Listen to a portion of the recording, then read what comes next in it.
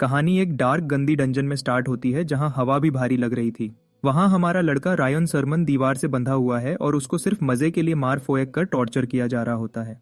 उसका पूरा जिस्म फूला हुआ है, खून बह रहा है, हर जगह जख्म ही जख्म दिख रहे हैं। और यह सब लॉर्ड सांस पार्टन कर रहा है, वही राक्षस जिसने रायोन की बहुत ताकतवर फैमिली को तबाह कर दिया था। रायोन इस दुख भरे नाइटमेयर में इसलिए फंसा क्योंकि बात सीधी सी थी। सरमन फैमिली का हर बच्चा ग्रेट पावर इनहेरिट करता था, लेकिन रायोन सबसे छोटा प्रिंस था और उसे एक भी शक्ति नहीं मिली। लॉर्ड सांस उस पर गुस्सा करता है, बोलता है ये जिद्दी कीड़ा अभी तक क्यों नहीं मर रहा। रायोन इशारा करके कहता है उसकी तकलीफ को खत्म कर दे, उसको मार दे। लेकिन सांस बोलता है कि वो उसकी बात समझ ही नहीं सकता, क्योंकि रायोन की जुबान तो वो पहले ही काट चुका होता है। फिर 3 साल हो जाते हैं सरमन फैमिली को तबाह किए हुए, और लॉर्ड सांस अब बोर हो जाता है। वो आराम से डंजन छोड़कर निकल जाता है। अब रायोन बिल्कुल अकेला रह जाता है और उसको यकीन नहीं होता कि 3 साल गुजर चुके हैं उस दर्द वाले दिन को, क्योंकि उसकी फैमिली इंसानियत की पहली रक्षा रेखा थी। वो डार्क जोन के बॉर्डर पर खड़ी रहती थी, जहां से मॉन्स्टर्स लगातार पैदा होते रहते हैं। इसी जिम्मेदारी की वजह से सरमन फैमिली पूरी दुनिया की 5 नोबल फैमिलीज में सबसे स्ट्रांग थी। फिर एक दिन अचानक रायोन के पिता और बड़ा भाई बिना किसी निशान के गायब हो गए। यह उनके डाउनफॉल का स्टार्ट था। लॉर्ड सांस ने इसी चांस का फायदा उठाया। उसने हर गंदा तरीका यूज करके सरमन फैमिली को अंधेरों में ढकेल दिया। उसका असली मकसद उनका ड्रैगन ब्लड था, एक खास वरदान जो सिर्फ असली वंश को मिलता था। इस ड्रैगन ब्लड से बच्चे छोटी उम्र में ही आर्चमेज बन जाते हैं और 15 साल में सोर्ड मास्टर बन सकते हैं। लेकिन एक पुराना श्राप होता है, आर्किन का कर्स, जो इस ब्लेसिंग को पूरी तरह नल कर देता है। यह श्राप हर कुछ सैकड़ों में सिर्फ एक बच्चे पर लगता है, और बदकिस्मती से वो बच्चा रायोन था। इसीलिए वो ना मैजिक सीख सका, ना तलवार चला सका, वो सबसे कमजोर बन गया था। फिर वो अकेले बैठकर वो रो रहा होगा है, क्योंकि उसकी कमजोरी ने उसकी पूरी फैमिली को खत्म होने दिया। ऊपर से 3 साल तक सांस ने उस पर टॉर्चर और एक्सपेरिमेंट्स किए उसका जीना अजाब बना दिया। अब रायोन इतना थक चुका था कि वो गुस्सा भी नहीं कर सकता था। उसको लगता है मौत पास आ रही है, इसलिए वो आंखें बंद कर देता है ताकि शांति से मर सके। लेकिन किस्मत के प्लान्स कुछ और ही होते हैं। रायोन की आंखें अचानक खुल जाती हैं, जैसे वो वापस जी गया हो। वो शॉक में आ जाता है, क्योंकि उसको एक पहचाना हुआ चेहरा नजर आता है जो उसे यंग मास्टर बुला रहा होता है। वो समझ ही नहीं पाता कि उसकी मेड और केयरटेकर कॉलिन उसके सामने कैसे जिंदा खड़ी है। जब उसे सब कुछ समझ आने लगता है तो रायोन तुरंत कोलिन को बोलता है कि एक आईना लेकर आओ जल्दी। आईना आते ही वो शॉक में जम जाता है, क्योंकि उसमें उसका छोटा सा जवान फेस दिख रहा होता है। वो घबराकर पूछता है अभी कौन सा साल चल रहा है, और कोलिन साल कंफर्म करती है। रायोन को लगता है जमीन उसके पैरों के नीचे से निकल गई हो। उसे यकीन हो जाता है कि वो वक्त में पीछे लौटाया गया है, जब वो सिर्फ 12 साल का था। और यह साल कोई आम साल नहीं था, बल्कि यहीं से उसकी जिंदगी तबाह होना शुरू हुई थी। इसी वक्त पार्टन फैमिली ने पहली बार उसके खिलाफ चाल चली थी। उसे याद आता है कि गोल्डन लॉर्ड ने मरने से पहले उसकी विश पूरी करने का वादा किया था। और अब सब कुछ क्रिस्टल क्लियर हो जाता है कि वो वाकई दोबारा शुरुआत में भेजा गया है। तभी एक बड़े इज्जत वाले आदमी कमरे में आते हैं और कोलिन तुरंत उन्हें देखकर झुक जाती है। रायोन पहचान लेता है कि यह अलेजांद्रो है, जो उसके घर का सबसे ज्यादा रिस्पेक्टेड नाइट कमांडर था। अलेजांद्रो कहता है कि यंग प्रिंस को आज आराम करना चाहिए, क्योंकि वो कमजोर लग रहा है। कोलिन फौरन बोलती है कि उसने पहले ही सबको बताया था कि यंग मास्टर की तबीयत ठीक नहीं।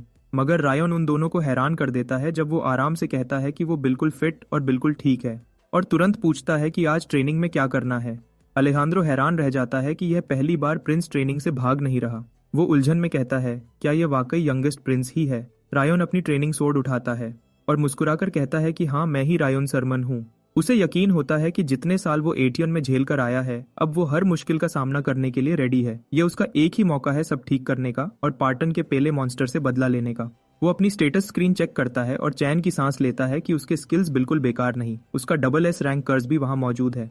इस वक्त अलेजांद्रो आता है और कहता है कि सब तैयार है, तो रायोन स्टेटस बंद करके साथ चल पड़ता है। वो अरीना में पहुंचते हैं, जहां एक गॉब्लिन जंजीरों में झूल रहा होता है और पागल की तरह चीख रहा होता है। गॉब्लिन जैसे ही रायोन को देखता है उसकी तरफ झपट पड़ता है, लेकिन जंजीर उसे वापस खींच लेती है। माहौल में टेंशन बढ़ जाती है और कोलिन डरकर कमांडर से कहती है कि यंग मास्टर की हालत ऐसी प्रैक्टिस के लायक नहीं। रायन समझ जाता है कि कोलिन उसकी पुरानी हालत को जानते हुए उसकी हिफाजत करना चाहती है, क्योंकि कल तक वो मॉन्स्टर को देखकर ही गिर जाता था। पर अब रायन डीप ब्रेथ लेकर कहता है कि अब उसे पता है उसे क्या करना है। सिस्टम वार्निंग देता रहता है कि आर्किन का कर्स फिर से एक्टिव हो रहा है, जो मॉन्स्टर्स को उसके लिए भयानक बना देता है। रायन स्टेटस देखकर फाइनली समझता है कि कर्स असल में करता क्या है। वो अपने आप को मेंटली तैयार करता है। अलेजांद्रो कहता है कि ठीक है, आज का सेशन यहीं रोक देते हैं। पर रायोन आगे बढ़ता है और कहता है कि वो अभी बिल्कुल खत्म नहीं हुआ। और जैसे ही वो एक कदम आगे बढ़ता है, गॉब्लिन पागल होकर उस पर जंप करता है।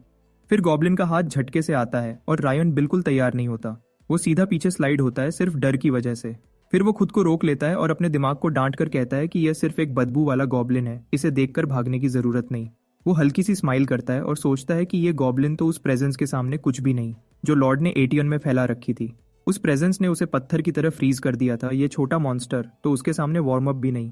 रायोन अपनी तलवार ऊपर उठाता है और पूरा जोर लगाता है और उस तलवार को गॉब्लिन के सर पर इतनी सफाई से मार देता है कि आवाज सीधी थक सुनाई देती है। कमांडर अलेजांद्रो और कोलिन दोनों होशो हवास में जम जाते हैं और उनका मुंह खुला का खुला रह जाता है। सिस्टम तुरंत मैसेज देता है कि रायोन ने कर्स को तोड़कर उसकी ग्रिप कम कर दी है। रायोन अपने हाथों में फटी हुई तलवार देखता है और जमीन पर पड़े हुए डर से कांपते गॉब्लिन को भी। अगला सिस्टम मैसेज आता है कि वो अब मॉन्स्टर्स से नहीं डरता। वो कुछ लम्हे सोचता रहता है, फिर सीधा अलेजांद्रो की तरफ देखकर कहता है कि एक रियल तलवार लेकर आओ। कमांडर हेजिटेट होता है और कोलिन तो लगता है जैसे बस गिरने वाली हो। रायोन उन दोनों को एक इतना कॉन्फिडेंट स्माइल देता है कि दोनों हिल जाते हैं और इस स्माइल में कुछ ऐसा था कि वेटरन नाइट की गालों पर हल्की सी लाली आ जाती है। उसे यकीन हो जाता है कि यंग मास्टर अब अल्फा बन रहा है। गॉब्लिन तो रायोन की तरफ देखते ही कांपने लगता है, जैसे उसे पता हो अब इसका वक्त आ गया है। रायोन बिना किसी रहम के सोर्ड स्विंग करता है और एक साफ सीधे कट में गॉब्लिन का दर्द खत्म कर देता है। अलेजांद्रो कोलिन से कहता है कि ध्यान से देखो, क्योंकि तुम दोनों घर सरमन के अगले वारिस की अवेकनिंग देख रहे हो। लड़ाई के बाद रायोन बाहर निकलता है और ठंडा पानी अपने चेहरे पर फेंकते हुए अपने आप को काम करता है। वो आईने में खुद को देखता है और सुकून में आ जाता है, क्योंकि सिस्टम और स्टेटस ने कर्स का एक हिस्सा तोड़ दिया था। वो दोनों हाथ सिंक पर रखकर खुद में एक्साइटमेंट महसूस करता है। उसे लगता है कि उसके अंदर बहुत बड़ा पोटेंशियल छुपा हुआ है। फिर उसका मूड थोड़ा गिर जाता है जब वो एक्सपीरियंस पॉइंट्स चेक करता है। वो सोचता है कि अगर लेवलिंग ऐसे ही रही तो उसे लाखों करोड़ गॉब्लिन्स मारने पड़ेंगे, तब जाकर लेवल बढ़ेगा। वो कहता है कि उसे बहुत जल्दी स्ट्रांग बनना होगा, वरना वो दिन जल्द ही हाउस सरमन पर टूट पड़ेगा। कम से कम अब उसे यकीन हो गया है कि कर्स पूरा एब्सोल्यूट नहीं है और टूट सकता है। वो सिस्टम को देखकर कहता है कि यह मौका दोबारा नहीं मिलना और उसे एक पल भी वेस्ट नहीं करना चाहिए। अब थोड़ी लोअर मोड में जाकर सिस्टम बताता है कि हाउस सरमन की हालत बिगड़ चुकी है, क्योंकि 2 साल से रायोन के फादर और सिबलिंग्स गायब हैं और रायोन कमजोर होने के बावजूद घर का एक इंपॉर्टेंट मेंबर है, इसीलिए दुश्मन अभी तक उस पर पूरा अटैक नहीं कर रहे हैं। फिर अचानक वो खुशी से मुट्ठी हवा में उठाता है और सोचता है कि आखिर उसे अपना लेवल बढ़ाने का तरीका मिल गया है। अब वो डिसाइड करता है कि दूसरा मेथड भी चेक करेगा। तभी सीन शिफ्ट होता है एक खूबसूरत रेड ड्रेस वाली लेडी पर जो मास्क पहने होती है और घर के दरवाजे से अंदर आती है। दोनों टेबल पर चाय के लिए बैठ जाते हैं और बात करना शुरू कर देते हैं। वो मुस्कुरा के कहती है कि उसे मॉन्स्टर हंट के बारे में पता चला। फिर पूछती है कि क्या उसने उसे मैजिक ट्रेनिंग के लिए बुलाया है। ये लेडी साइना होती है जो हाउस सरमन की मैजिक सेक्शन की लीडर है। वो एक 7th रैंक मेज होती है और बहुत ही पावरफुल होती है। उसकी जिंदगी और उसकी पावर्स के बारे में किसी को ज्यादा पता नहीं होता, सिर्फ फैमिली हेड के सिवा। वो कप रखकर सीरियस हो जाती है और उसे वार्न करती है कि गॉब्लिन हंट से अपना ईगो मत बढ़ाओ, क्योंकि मैजिक एक अलग दुनिया होती है। वो कहती है कि उसने पहले इसलिए ट्रेन नहीं किया क्योंकि उसे लगा कि इसमें मैजिकल टैलेंट ही नहीं। रायोन हल्की सी स्माइल देता है, क्योंकि वो तो पहले से जानता था कि कर्स की वजह से वो माना फील ही नहीं कर सकता था। लेकिन अब सब बदल चुका होता है। वो कॉन्फिडेंस से कहता है कि अब वो माना महसूस कर सकता है। साइना ये सुनकर पूरी तरह हैरान हो जाती है। वो कप साइड पर रख देती है और हवा में एक ठंडा सा फायर ड्रैगन का मैजिकल इमेज बनाती है जो बहुत कूल लगता है। फिर वो उसे कहती है कि आंखें धीरे धीरे खोलो। वो कहती है कि अगर वो सच में माना देख सकता है तो उसे बताना चाहिए कि उसने क्या शेप बनाई है। वो बगैर एक सेकंड जाया किए बिल्कुल ठीक जवाब देता है और साइना बिल्कुल बोलती ही रह जाती है। उसको समझ ही नहीं आती कि ये लड़का एक रात में इतनी तेज तरक्की कैसे कर गया। उसको रियलाइजेशन होती है कि अगर वो ड्राइंग्स देख सकता है तो उसकी माना नॉलेज शायद उसके बराबर या उससे ऊपर हो सकती है। वो घबराकर इधर उधर चलने लगती है और सोचने लगती है कि एक छोटा लड़का इतनी जल्दी आगे कैसे बढ़ गया। रायन उसे बताता है कि मैजिक देख लेना काम का नहीं जब तक वो सरमन फैमिली की मैजिक टेक्निक्स यूज नहीं कर सकता। इसलिए वो चाहता है कि साइना उसकी हेल्प करे और उस बैरियर को तोड़ने में मदद दे। वो हैरान होती है कि वो हेल्प कैसे करे जब वो मैजिक अपने अंदर स्टोर ही नहीं कर सकता। इस प्रोसेस में साइना को अपनी खुद की मैजिक पावर उसके अंदर जबरदस्ती ढकेलनी होगी। वो वार्न करती है कि इस प्रोसेस में वो कभी भी मर सकता है। प्रिंस हल्की हंसी में कहता है कि वैसे भी वो इतना कमजोर है कि वो उसे एक शॉट में ही गिरा सकती है, तो डरने की कोई बात नहीं। असल वजह यह होती है कि वो साइना पर अपनी पूरी जिंदगी का भरोसा करता है। पिछली टाइमलाइन में साइना उसके साथ आखिरी पल तक रही थी। वो उसको अपने बॉडी से प्रोटेक्ट करती रही थी। जब उसका मैजिक पूरा खत्म हो चुका था तब भी वो फिर से उसे हेल्प मांगता है और कहता है कि दुनिया में सिर्फ तुम हो जिसे मैं अपनी जिंदगी दे सकता हूँ। थोड़े समय बाद साइना ब्लू अर्थ मैजिक का एक स्पेशल सीक्रेट टेक्निक स्टार्ट करती है। ये टेक्निक सरमन फैमिली में पुरानी जनरेशन से चलती आ रही थी और वो कहती है कि अभी भी शायद इसके लिए जल्दी है, लेकिन हमारा लड़का एडियन में ये टेक्निक बहुत इस्तेमाल कर चुका होता है। वो उसे कहती है कि अब पूरी शिद्दत से फोकस करो, क्योंकि अब वो दर्द की एक नई दुनिया में जाने वाला है। वो उसे वार्न करती है कि चीखने का कोई फायदा नहीं होगा और कहती है कि टेक्निक को रोकने का सिर्फ एक तरीका है कि पूरे दिल दिमाग से स्टॉप सोचो। जब वो साइना से दर्द वाली बात सुनता है तो एक पल के लिए रुक जाता है। उसके दिमाग में अचानक सांस के दिए हुए पुराने पागलपन वाले फ्लैशबैक आ जाते हैं और वो समझ जाता है कि दुनिया में कोई चीज अब उसे डरा नहीं सकती।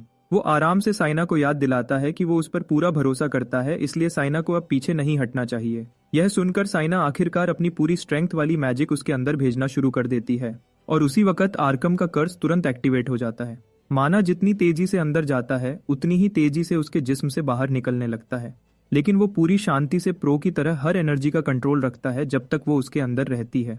कर्स मैजिक को फटने पर मजबूर करता है, लेकिन वो उस फटने वाली ताकत को एक जगह जमा करके एक छोटा लूपहोल बनाता है। साइना हैरानी से उसे देखती रहती है क्योंकि उसकी भेजी हुई एनर्जी का जरा भी लीक नहीं हो रहा होता। रायोन आगे बढ़ता रहता है और रुकता नहीं। हालांकि उसके बॉडी के हर वेसल को लगता है कि वो फट जाएगा, फिर भी वो बिल्कुल हेजिटेट नहीं होता। उसे याद होता है कि एडियन में कितनी नियर डेथ लड़ाइयां उसने झेली थी, उस हेल जैसी डायमेंशन में। वही जगह थी जहां वो दुनिया का सबसे स्ट्रॉन्ग ह्यूमन मैजिशियन बना था, और टाइमलाइन चेंज होने के बावजूद उसकी सारी टेक्निक्स अभी भी उसके जहन में बिल्कुल साफ थीं। अचानक वो सारी कॉन्सेंट्रेटेड एनर्जी को पूरी तरह अपने जिस्म में खींच लेता है। साइना तुरंत माना भेजना रोक देती है। रायोन जमीन पर गिर जाता है और पेन की वजह से अपने आप को कर्ल कर लेता है, लेकिन यह दर्द उस दर्द के सामने कुछ भी नहीं जो उसने पहले सहा था। सैंस के डॉक्टर्स ने उस पर जो टॉर्चर और एक्सपेरिमेंट्स किए थे वो इससे 1000 गुना ज्यादा खराब थे। एक रात तो ऐसी थी जब एक ब्लैक रोब पहने हुए आदमी बेसमेंट में घुसा और डॉक्टर्स को एक एक करके गिरा दिया। मास्क वाला आदमी उसे वहां से घसीटकर बाहर ले आया, हालांकि वो खुद भी बैडली वुंडेड था। बाद में जब रायोन होश में आया तो उसे पता चला कि उसे बचाने वाला अलेहांद्रो था। कमांडर ने उससे माफी मांगी कि वो उसे पहले नहीं बचा सका और मॉन्स्टर्स और डॉक्टर्स ने उसका इतना नुकसान कर दिया। फिर भी रायोन उसे देखकर खुश हुआ क्योंकि 3 साल अलग रहने के बाद वो फिर मिल पाया था। बदकिस्मती से उनकी यह मुलाकात ज्यादा देर नहीं चली क्योंकि पार्टन फैमिली के गार्ड्स आ गए और कमांडर के पीठ में तीर बरसा दिए। इस पूरी नाइटमेयर की याद उसे फिर से जला देती है। वो प्रेजेंट में हिचकी लेते हुए जाग जाता है और उसकी आंखों में आंसू होते हैं। वो खुश भी होता है कि मैजिक एक्सपेरिमेंट काम कर गया और नाराज भी होता है कि नाइटमेयर ने उस मोमेंट को बिगाड़ दिया। वो अपने आप को संभालता है और डिसाइड करता है कि अब वो इस नए पावर का यूज करेगा ताकि वैसा अंजाम दोबारा कभी ना आए। हालांकि अब वो बहुत स्ट्रांग हो चुका है, फिर भी वो जानता है कि ग्रोथ को छुपाना जरूरी है ताकि पार्टन फैमिली उस पर शक ना कर ले। इसीलिए वो चुपचाप एक नया प्लान बनाता है और उस प्लान का पहला कदम ये होता है कि वो सरमन फैमिली के दुश्मनों को उनके टाइम से पहले ही तोड़ डाले ताकि पार्टन्स को अटैक करने का मौका ही ना मिले। थोड़ी देर बाद रायोन अपना सिर खुजाकर बोलता है कि वो मैजिक कल्टीवेशन का प्रोसीजर फेल कर गया है। यह सुनकर साइना और अलेहांद्रो बिल्कुल जम जाते हैं क्योंकि उनको बिल्कुल पता नहीं वो क्या कह रहा है। फिर रायोन डिसाइड करता है कि वो उनको पूरी सच्चाई नहीं बता सकता। वो सोचता है कि वो कभी इनसे कुछ छुपाता नहीं, लेकिन अगर अब सब बताया तो चीजें और बिगड़ जाएंगी। वो अपने हाथ फ्लेक्स करता है और कहता है कि उसने पूरी कोशिश की, लेकिन अब उसे एक जर्रा भी माना फील नहीं हो रहा। वो साइना से कहता है कि तुम जितनी बार चेक करना चाहो कर लो। साइना बिना झिझक आगे बढ़ती है। मेज अपनी मैजिक डिटेक्शन स्पेल एक्टिवेट करती है और उसका हाथ पकड़ लेती है। उसकी स्पेल से माना का फ्लो निकलता है। साइना हैरान होकर बोलती है कि यह रिजल्ट तो इम्पॉसिबल है। रायोन शांत चेहरा बनाकर हल्का सा स्माइल करता है। साइना हाथ पीछे खींचकर कंफर्म करती है कि उसके बॉडी में कहीं भी माना का कोई निशान नहीं। उसकी आवाज कांप जाती है जब वो बोलती है कि कल तो उसने क्लियरली रायोन में माना फ्लो महसूस किया था। साइना उदास और फ्रस्ट्रेट होकर अपनी आंखें पोंछती है और निकलने लगती है। रायोन उसे बुलाता रहता है और दरवाजा धीरे से बंद हो जाता है। अलेहांद्रो उसकी तरफ मुड़कर बोलता है कि रात की ट्रेनिंग तो अभी बाकी है। फिर रायोन हल्की सी घबराहट वाली स्माइल देता है और कहता है कि वो यह भी नहीं कर सकता। उसने एक अधूरा एक्सक्यूज दिया कि पिछली ट्रेनिंग के बाद उसने ठीक से खाना नहीं खाया और कॉलिन इस बात को कंफर्म कर देगा। यह सुनकर नाइट कमांडर अलेहांद्रो का चेहरा काला पड़ जाता है और वो अपनी ही छोटी सी डिप्रेशन में डूब जाता है। 2 महीने गुजरते हैं। कॉलिन जोर से रायोन के रूम का दरवाजा खोलता है और आंसुओं के साथ बोलता है कि आज भी वो बाहर नहीं निकला। घर में अब सारी जिम्मेदारी लेडी ऑफ द हाउस संभाल रही है, लेकिन वो भी धीरे धीरे थक रही है। कॉलिन वापस किचन जाता है। सर्वेंट्स पूछते हैं क्या प्रिंस ने फिर मना कर दिया बाहर आने से। बटलर सांस भरता है और कहता है 3 महीने हो गए जब यंग मास्टर ने गॉब्लिन मारा था, अब तो अलेहांद्रो को भी जवाब नहीं देता। एक और मेड कहती है लोग अक्सर अपने आप को खो देते हैं जब वो जल्दी बदलने की कोशिश करते हैं। इस लड़के से उम्मीद लगाना बेकार है। कॉलिन गुस्सा होकर उस मेड को टोकता है और रायन का साथ देता है। कहता है कि उसने उस दिन अपनी पूरी कोशिश की थी। मेड चुप हो जाती है जब लोग रायन को उसके पुराने निकनेम से बुलाते हैं, सरमन फैमिली का बैड लक, और शहर में तो लोग उसको यूजलेस रबिश तक बोलते हैं। उसकी लॉयल मेड चिढ़कर बोलती है कि वो सिर्फ 12 साल का है, लेकिन बटलर कहता है कि नोबल्स के लिए एक्सपेक्टेशन सब कुछ होती है। मेड बताती है कि घर के लोग एक एक करके क्विट कर रहे हैं। बटलर भी जल्दी जॉब छोड़ने का प्लान बना रहा है। वो कॉलिन से पूछता है कि वो क्या करेगी, लेकिन कॉलिन चुप रहती है। सीन शिफ्ट होता है रायन की तरफ, जो मीडियम रेयर स्टेक एंजॉय कर रहा है। उसे लगता है खाने की क्वालिटी गिर रही है, मतलब सब कुछ बिगड़ने वाला है। लेकिन पैनिक करने के बजाय वो डेविल जैसी स्माइल देता है। उसे लगता है कि सब कुछ बिल्कुल उसकी इच्छा के मुताबिक हो रहा है। वो सोचता है कि पहले वाला रायन तो सब ठीक करने में लग जाता था, लेकिन अब वो धीरे धीरे अपने हिसाब से सब होने देगा। अब रायन ओल्ड रायन जैसा बिल्कुल नहीं रहा। अब वो प्लान बनाता है कि चुपचाप कमजोर बनकर रहे, ताकि हर दुश्मन समझे कि वो बेकार है। फिर जैसे ही मौका मिलेगा वो बिना दया किए एक ही बार में सबको खत्म कर देगा। उसे याद आता है कि सरमन फैमिली की तबाही उस दिन शुरू हुई जब घर का सरबराह गुम हो गया और उसे ढूंढने गई टीम भी कभी वापस नहीं आई। उसके बड़े भाई भी इसी तरह गायब हो गए और धीरे धीरे उनकी फैमिली का खजाना खाली होता गया। ट्रेनिंग ग्राउंड जो पहले लोगों से भरा रहता था, अब वहां सिर्फ चंद कमजोर नाइट्स रह गए होते हैं। जिन ताकतवर फैमिलीज ने कभी उनके साथ रिश्ते जोड़ने की उम्मीद रखी थी, वो भी चुपचाप उनसे दूर हो गई थी। रायन इस सबसे ज्यादा परेशान नहीं होता, क्योंकि यह सुकून उसे अपनी सीक्रेट जिंदगी जीने का मौका देता है। लेकिन फिर भी वो परेशान है कि फैमिली बहुत धीरे गिर रही है। वो चाहता है सब कुछ थोड़ा तेजी से हो। इसी वक्त कॉलिन दौड़ती हुई कमरे में आती है और चीख कर कहती है कि ट्रेनिंग का वक्त हो गया, नाइट कमांडर तुम्हारा इंतजार कर रहा है। यह सुनते ही उसका मूड तुरंत खराब हो जाता है। वो कहता है कि आज भी ट्रेनिंग स्किप करेगा। कॉलिन उसकी बात नहीं सुनती और उसकी चादर खींच लेती है। फिर वो पूरी हिम्मत से उसकी तरफ बढ़ती है और रायन को ब्राइडल स्टाइल में उठा लेती है और कहती है कि वो इस फैमिली को कभी नहीं छोड़ेगी और हमारा हीरो आराम से इस फ्री राइड का मजा लेता रहता है। ट्रेनिंग ग्राउंड पर अलेहांद्रो उसे डांटता है कि वो तलवार इतनी खराब चलाता है। अलेहांद्रो कहता है कि तलवार चलाना तो बहुत सिंपल काम है। रायन हल्का सा सांस भरता है और सोचता है कि यह बुढ़ा अभी तक उससे उम्मीद लगाए बैठा है। वो चाहता है एक दिन इस वफादारी का बदला दे, पर वो अपनी हिडन ट्रेनिंग किसी को दिखा नहीं सकता। इसीलिए वो एक बॉडी चेंज स्किल यूज करता है, ताकि असली जिस्म छुपा रहे पर उसकी स्किल अभी कमजोर होती है। अचानक सिस्टम बताता है कि उसका स्टैमिना बढ़ गया है। यह सुन के उसकी आंखें खुली रह जाती हैं। वो तुरंत बाथरूम का बहाना बनाकर वहां से भाग जाता है और नाइट कमांडर को कंफ्यूज छोड़ देता है। शीशे में देखकर वो कंफर्म करता है कि स्किल तेजी से मूव करते ही टूट जाती है। वो अपनी स्टेटस विंडो खोलता है और खुशी से मुस्कुराता है कि उसकी हिडन ट्रेनिंग अब असर दिखाने लगी है।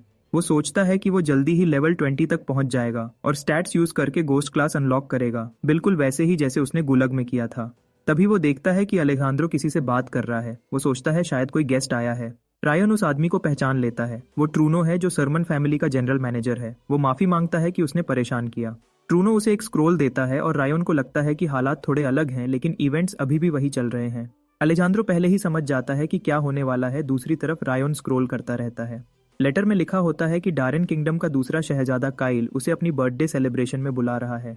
रायन हल्की सी स्माइल देता है, क्योंकि उसके प्लान का आखिरी हिस्सा भी अब जगह पर आ गया होता है। कुछ ही देर बाद हमारा शहजादा आधी नींद में डैरेन फैमिली की बर्थडे पार्टी के लिए रवाना हो जाता है। कल रात कॉलिन ने उसे बहुत धूमधाम से तैयार किया ताकि वो सबसे ज्यादा हैंडसम लगे। कॉलिन खुद भी साथ जाना चाहती थी, पर वो और बाकी रिटेनर्स उसके साथ नहीं जा सकते। नाइट कमांडर को अचानक बॉर्डर पर होने वाले मॉन्स्टर अटैक को रोकने भेज दिया गया। यह हमला बिल्कुल अचानक हुआ था। साइना को भी तुरंत घर बुलाया गया, क्योंकि उसकी माँ ने उसे फौरन लौटने का हुक्म दिया। आखिर में सिर्फ एक बड़े घर का 12 साल का लड़का, जिसके सोशल स्किल्स पूरे टूटे हुए हैं, अकेला ही पूरी सरमन फैमिली को रिप्रेजेंट करने निकलता है। ट्रूनो उसे तसल्ली देता है कि डैरेन फैमिली इतनी बेवकूफ नहीं कि कोई मसला खड़ा करे, लेकिन रायन समझता है कि यह हिफाजत सिर्फ उस सरमन फैमिली के लिए होती जो कभी ताकतवर थी। अक्सर उनकी फैमिली किसी रिटेनर को भेज देती थी ऐसी फजूल पार्टीज में, लेकिन अब घर की हालत देखकर यंग मास्टर को खुद ही जाना पड़ रहा है। वो इस बात को बुरा नहीं मानता, क्योंकि उसे महसूस होता है कि फैमिली के जल्दी टूटने का एक हिस्सा उसकी वजह से भी है। कुछ घंटों बाद उसकी कैरेज डैरेन हाउसहोल्ड के बाहर रुकती है। वहां खुद काइल डैरिंग उसका इंतजार कर रहा होता है और पूरी मेड्स की ट्रूप उसे वेलकम करने के लिए खड़ी होती है। ट्रूनो रायन की जगह उनके शानदार वेलकम का शुक्रिया अदा करता है, लेकिन रायन फील करता है कि हजारों नजरें सीधी उस पर लगी हुई हैं। रिसेप्शन से गुजरते हुए वो लोगों को सरमन फैमिली की तबाही के अजीब अजीब अफसाने और रूमर्स करते सुनता है। फिर हमारे शहजादे के लिप्स पर हल्की सी स्मर्क आ जाती है, क्योंकि यह सब कुछ उसके प्लान का हिस्सा था। वो सब नोबल्स को बहुत कमजोर सी हेलो करता है, जिसमें ना क्लास होती है ना रिस्पेक्ट। ये इतना बोल्ड पावर मूव होता है कि आसपास के सब लोग परेशानी में अपने चेहरे पकड़ लेते हैं। थोड़ी देर बाद डाइनिंग हॉल में उसके एस्कॉर्ट टीम का एक बंदा कहता है कि यंग प्रिंस ने पिछले 5 दिन कमरे से कदम तक बाहर नहीं रखा। पार्टी से 1 हफ्ता पहले आने का मकसद दोस्ती बनाना होता है, लेकिन टीम कैप्टन उसे उम्मीद कम रखने को कहता है और रिसेप्शन में होने वाली रायन की तबाही का जिक्र करता है। वो मानता ही नहीं कि लड़का कमरे में बंद होकर बैठा हुआ है, क्योंकि बाहर अमीर लोगों का खाना पड़ा हुआ है और बहुत ज्यादा खूबसूरत नोबल लड़कियां घूम रही हैं।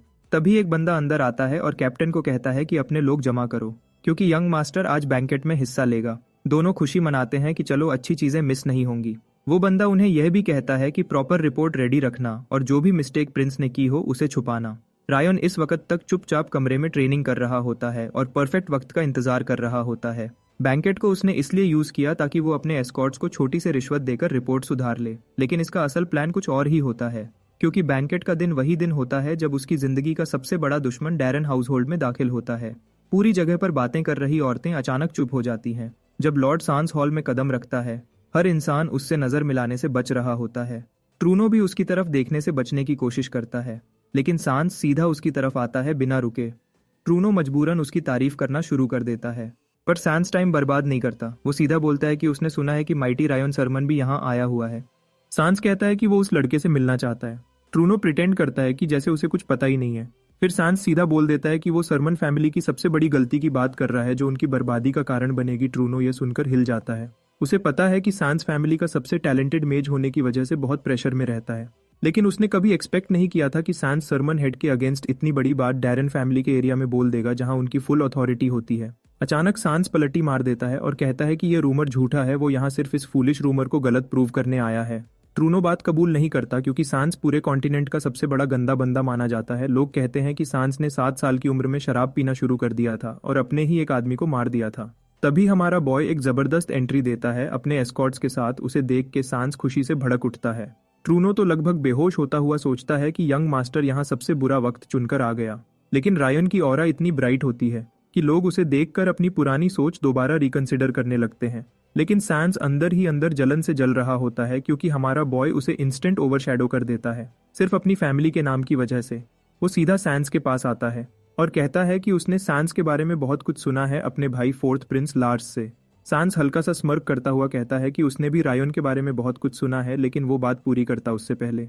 प्रिंस काम टोन में बोलता है कि सांस बहुत ही काइंड इंसान है। फिर वो एकेडमी की फेमस कहानियां सुनाता है जहां सांस को कुछ महीने बाद ड्रॉप आउट होना पड़ा था और रायन स्मूथ तरीके से सारी सिचुएशन रिवर्स कर देता है। वो कहता है कि सांस ने एक बेचारे बच्चे को बुली से बचाया था और एक लड़की को भी हेल्प की थी जिसे एक शेमलेस लड़का परेशान कर रहा था। सांस का गुस्सा अंदर ही अंदर उबल रहा होता है, लेकिन हमारे बॉय का फाइनल ब्लो अभी बाकी होता है जब वो कैजुअली उसके घुटने का जिक्र करता है। ट्रूनो तुरंत बीच में आकर सिचुएशन को संभालता है और प्रिटेंड करता है कि सांस ने लार्स को इंजर्ड नी के लिए दवा दी थी। फिर वो जल्दी से प्रिंस को वहां से ले जाता है ताकि कोई मसला ना बने। हमारे बॉय को बहुत सुकून होता है क्योंकि वो सांस को अच्छी तरह रोस्ट कर चुका होता है। सांस इसको सीधा वॉर का अनाउंसमेंट समझ लेता है, लेकिन ये तो सिर्फ हमारे बॉय के प्लान का दूसरा स्टेप होता है। अपने रूम में सांस का सब्र टूट जाता है। वो गुस्से में फ्लावर पॉट तोड़ देता है और गुस्से से चिल्ला चिल्लाकर हमारे हीरो को गालियां देता रहता है और पूरी बात को याद करके और भी फ्रस्ट्रेट होता है। उसे रियलाइज होता है कि लार्स को शायद ये पता चल गया है कि वो एकेडमी छोड़कर नहीं गया था बल्कि एक्सपेल हुआ था। वो गुस्से में अपना सिर पकड़ लेता है। वो खुद से कहता है कि घुटने वाली बात कभी भी बाहर नहीं आनी चाहिए। फ्लैशबैक होता है जहां वो मुश्किल से अपनी काम एक्सप्रेशन को कंट्रोल कर रहा होता है। लार्स के आसपास लाइटनिंग मैजिक घूम रहा होता है और वो सांस को बोलता है कि इस बार उसने बहुत बड़ी गलती करी है। सांस बहाने बनाता है, कहता है कि उसे नहीं पता था कि वो लड़की लार्स की पार्टनर है, वो तो सिर्फ उस कॉमन गर्ल को ग्रीट कर रहा था। फिर लार्स अपने छोटे भाई रायन का बड़ा भाई होने के नाते बिल्कुल ठंडा रहता है और सांस को याद दिलाता है कि एकेडमी में सबसे पहले हर कोई एक स्टूडेंट होता है। फिर वो उसे हुक्म देता है कि अभी के अभी घुटनों पर बैठ जाओ। लार्स उसे वार्न करता है कि अगर उसने दिल से माफी नहीं मांगी तो पूरा पार्टन घराना तबाह हो जाएगा और वो खुद सांस को मिटा देगा। सांस इंसल्ट फील करता हुआ घुटनों पर गिर जाता है और लार्स की लाइटनिंग उस पर बिल्कुल पॉइंटेड रहती है। रियलिटी में वापस आकर सांस एक और गुस्से भरी चीख निकालता है। वो खुद से कहता है कि उसे अपना प्लान जरूर कंटिन्यू रखना है और कसम लेता है कि वो लार्स के छोटे भाई को हमेशा के लिए चुप करा देगा। कुछ देर बाद वो खुद को फोर्स करता है काम होने के लिए और कहता है कि एक दिन वो जरूर रायन से बदला लेगा। फिर दरवाजे पर हल्की सी नॉक होती है और वो एंट्री की इजाजत देता है। एक शख्स कमरे में आता है जिसे देखकर सांस जरा शॉक होता है क्योंकि इस तरह की विजिट की उसे बिल्कुल उम्मीद नहीं थी। वो शख्स और कोई नहीं, ट्रूनो हिल्डा होता है। टाइम स्किप होता है प्रिंसेस पार्टी के बाद जहां हमारा हीरो अपने कैरेज में घर लौट रहा होता है। वो सोच रहा होता है कि इवेंट में उसने अपने तमाम गोल्स पूरे कर लिए और नोबल्स पर भी अच्छा इंप्रेशन छोड़ा है। उसे और ज्यादा खुशी होती है कि उसने सांस को जो चिढ़ाया था वो बहुत जल्दी उसके प्लान में फंस गया। ट्रूनो बोलता है कि यंग मास्टर ने बैंकेट में कमाल कर दिया और उसे लगा कि सरमन हाउस में अब भी उम्मीद बची है। रायन फौरन उसकी बात काट देता है और कहता है कि उसने कोई खास कनेक्शंस नहीं बनाए बल्कि हाउस ऑफ पार्टन के साथ तो सिचुएशन और भी खराब कर दी। जनरल मैनेजर तुरंत अपनी बात सुधारता है और कहता है कि सांस के खिलाफ जो स्पीच यंग मास्टर ने दी वो टॉप लेवल थी। हमारा हीरो हल्का सा मुस्कुराता है और कैरेज के सेंटर में एक बटन दबाता है। ट्रूनो कंफ्यूज होता है और पूछता है ये क्या हो रहा है। वो घबराकर पूछता है कि यंग मास्टर ने साउंड प्रूफ स्पेल क्यों एक्टिवेट किया। रायन सीधा बोलता है कि अगर ट्रूनो को वाकई उम्मीद होती तो वो कभी हाउस के साथ गद्दारी नहीं करता। ट्रूनो पसीना पसीना हो जाता है और खड़े होने की कोशिश करता है और पूछता है यंग मास्टर का मतलब क्या है। हमारा बॉय कहता है कि उसका क्राइम माफी के लायक नहीं है, लेकिन वो इसको छोड़ रहा है क्योंकि ये गलत काम उसने हाउस सरमन के लिए किया था। जनरल मैनेजर नीचे देखते हुए पूछता है रायन को ये सब कैसे पता चला। फिर रायन कहता है कि ट्रूनो के पास अब एक चॉइस है और वो अपना फैसला उसी तरह करे जैसे वो हमेशा करता था। कैरेज आगे चलती रहती है। रायन उसे अपना सीक्रेट प्लान बता देता है जो वो अब तक छुपा कर रखा था। यह आइडिया सुनकर मैनेजर शॉक हो जाता है और सिर्फ रायन को हैरानी से देखता रहता है और सोचता है कि इतने छोटे लड़के का दिमाग इतना बड़ा प्लान कैसे बना सकता है। मैनेजर अपना चेहरा हाथ में छुपा लेता है और रो पड़ता है। कहता है कि उसका दिल कर रहा है कि वो जोर से चिल्लाए और इस किड पर फख्र करे। रायन उसके डिसीजन से खुश होता है और कहता है कि वो लोग अब कैपिटल से बाहर निकल चुके हैं। ट्रूनो उसे दोबारा देखता है और सोचता है कि यह लड़का इतना काम कैसे रह सकता है जब उसे पता है कि आगे क्या होने वाला है। अचानक ट्रूनो को समझ आता है कि यंग मास्टर के चेहरे पर मुस्कुराहट नहीं बल्कि कुछ और है। वो महसूस करता है कि वो एक तेज और खूनी इरादा है जो रायन के फेस पर चमक रहा है। इसी वक्त कैरेज जोर से झटका लेकर रुक जाती है और सब हिल जाते हैं। साथ साथ राइड करने वाला नाइट ड्राइवर को कहता है कि चलती रखो, मगर वो देखता है कि ड्राइवर सीधा झुका पड़ा है और मर चुका है और नाइट मुश्किल से एक तीर से बचता है जो सीधा उसके चेहरे की तरफ आ रहा था। एक नाइट जोर से चिल्लाता है कि यह चुप कर, अचानक अटैक है और वो हुक्म देता है कि कैरेज की हिफाजत करो, अटैकर्स जहर भरे मैजिक एरोस चला रहे हैं। मेज लोग फौरन एक प्रोटेक्टिव शील्ड खड़ा कर देते हैं। नाइट कैप्टन कमांड पकड़ लेता है, एरोस को साइड करता रहता है और चीख कर कहता है कि सामने आओ डरपोक लोगो। एक और नाइट को कुछ अजीब लगता है और वो कैप्टन को वार्न करता है कि कार्ट के करीब मत जाना, चाहे कोई अपना ही क्यों ना हो। फिर वो नाइट बोलता है कि कैरेज खाली है। सब लोग हैरान रह जाते हैं। रायन को कोई उठाकर ले गया था और अब वो आदमी उसे घोड़े पर लेकर कहीं दूर जा रहा था। इस दौरान हमारा हीरो सोच रहा होता है कि कितना वक्त गुजर चुका है। उसे अपनी पिछली जिंदगी का वो वक्त याद आता है जब उसे किडनैप किया गया था। उसके घर वाले पैसे और वक्त दोनों बर्बाद करते रहे उसकी तलाश में और इसी चक्कर में सरमन फैमिली तबाह हो गई। मगर अब क्योंकि उसे फ्यूचर का पता है, रायन पूरी तरह यकीन रखता है कि वो सब कुछ बदल देगा। इसीलिए दोबारा जिंदा आने के बाद उसने अपनी फैमिली को बचाने की बिल्कुल कोशिश नहीं की। वो जानता था अगर वो कुछ करेगा तो दूसरी नोबल फैमिलीज उसके पीछे आ जाएंगी। इसलिए उसने खुद को बिल्कुल लूजर दिखाया ताकि सब समझें कि वो बेकार है। लेकिन पार्टन फैमिली दूसरों की तरह सिर्फ ताकतवर लोगों को नहीं मारती, इसलिए उसे पक्का था कि वो एक दिन उसे मारने की कोशिश करेंगे। खुशकिस्मती से लगता है सांस पार्टन उसके ट्रैप में फंस चुका है। इसका मतलब है कि वो जरूर कैपिटल वापस जाते वक्त कुछ करने की कोशिश करेगा और इसी वजह से हमारा लड़का पहले से एक प्लान बनाकर तैयार था जिसमें ट्रूनो भी शामिल था, जिसे पार्टन फैमिली ने रायन को किडनैप करने भेजा था। ट्रूनो के पीछे घोड़े पर लेटा हुआ रायन उसे कहता है कि प्लान के मुताबिक रोल निभाओ और बाद में वो उसको माफ कर देगा। इसी के साथ साथ हमारा प्रोटैगनिस्ट अपने लेवल्स भी बढ़ाने में लगा हुआ था और अब वो लेवल 20 तक पहुंच चुका था। थोड़ी देर बाद ट्रूनो मंजिल पर पहुंचता है और रायन को जो बेहोश होने का ड्रामा कर रहा होता है सांस पार्टन के हवाले करने लगता है। हकीकत में ट्रूनो सरमन फैमिली का हेड मैनेजर है जिसने पार्टन फैमिली से डील की थी कि वो यंग मास्टर को उनके हाथ बेच देगा। भले ही रायन ने उसे पकड़ लिया था, लेकिन सांस अब भी सोचता है कि ट्रूनो उनका बंदा है क्योंकि यही प्लान था। उनके एग्रीमेंट के मुताबिक सांस उसे वो इन्फॉर्मेशन देता है जिसका ट्रूनो ने वादा किया था। वो कहता है कि ये एसन फैमिली की इंटेलिजेंस से ली हुई है, इसलिए बिल्कुल ठीक है। जब ट्रूनो अब भी शक करता है तो सांस कहता है कि हम भी ड्रेया कॉन्टिनेंट के नोबल हैं, लेकिन असली बिजनेस हमारा इन्फॉर्मेशन बेचना ही है। और फिर वो ट्रूनो को डॉक्यूमेंट्स दे देता है। सांस ट्रूनो को बताता है कि इन डॉक्यूमेंट्स में सरमन फैमिली के असली मिशन के आई विटनेसेस की तमाम जानकारी लिखी हुई है। यह सुनते ही रायन को फाइनली समझ आ जाता है कि ट्रूनो ने उसे क्यों बेचा, क्योंकि रायन एक लूजर समझा जाता है जो अपनी फैमिली और स्टेटस के लिए कुछ नहीं कर सकता। लेकिन उसका बड़ा भाई इतने स्ट्रांग है कि वो दोबारा फैमिली का नाम उठा सकते हैं, इसलिए ट्रूनो उन्हें ढूंढना चाहता है। ट्रूनो जानता था कि एसन फैमिली के पास यह इन्फॉर्मेशन है, लेकिन वो सीधा उन तक नहीं पहुंच सकता था, इसलिए उसने पार्टन फैमिली का इस्तेमाल किया। फिर ट्रूनो वापस जाने की तैयारी करता है और जाते हुए सांस से कहता है कि अपना वादा पूरा करे और यंग मास्टर को सरमन फैमिली को वापस भेज दे। ट्रूनो के जाते ही सांस और उसके सर्वेंट रायन के पास आते हैं। एक सर्वेंट पूछता है क्या इसे मार दें, लेकिन सांस कहता है जरूरत नहीं क्योंकि जल्दी उसकी अपनी फैमिली ही इसे छोड़ देगी। और रायन को यकीन दिलाता है कि अब वाकई उस पर असली इल्जाम लग चुका है और सांस को अपनी मेन प्लानिंग के लिए वापस जाना होगा। सीन बदलता है और हमारा हीरो होश में आता है और देखता है कि वो जंजीरों से बंधा हुआ है। सांस पार्टन उसके सामने खड़ा उसे नीचा दिखाते हुए कह रहा होता है कि सरमन फैमिली का बेटा इतनी बेइज्जती के लायक ही है। रायन सब जानने के बावजूद मासूमी दिखाता है और पूछता है सांस क्यों आया है। सांस कहता है कि उसने ही उसे किडनैप किया है। हमारे हीरो कहता है कि सांस को पता नहीं अब आगे क्या होने वाला है। सांस हंसी उड़ाकर उसे लूजर कहता है। फिर सांस उसके फेस पर लात मारता है और कहता है कि उसके बाप और भाई अब तक मर चुके होंगे और बताता है कि ट्रूनो ने उसे बेच दिया क्योंकि उसे अपने आई विटनेसेस का पता लगाना था। लेकिन किसी ने भी रायन को बचाने की कोशिश नहीं की क्योंकि वो बेकार है। सांस कहता है कि उनकी फैमिलीज का असली जंग अब शुरू होगी और यह किडनैपिंग सिर्फ शुरुआत है। इसी वक्त रायन उसकी तरफ घूरता है और मैजिक सर्कल एक्टिवेट करता है। सैंस इतना शॉक होता है कि बोल ही नहीं पाता। रायन जंजीरों में बंधा हुआ होने के बावजूद कहता है कि वो इसी दिन का इंतजार कर रहा था। ग्रीन ऑरा एरिया को भर देती है लेकिन कोई रिजल्ट दिखाई नहीं देता। सैंस फिर से उसे जलील करता है। इस बार रायन साइलेंस मैजिक सर्कल चला देता है, जिसकी वजह से सैंस बिल्कुल बोल ही नहीं पाता। और जब वो बोल नहीं सकता तो कोई चांट मैजिक भी नहीं कर सकता, इसलिए उसकी मैजिक फेल हो जाती है।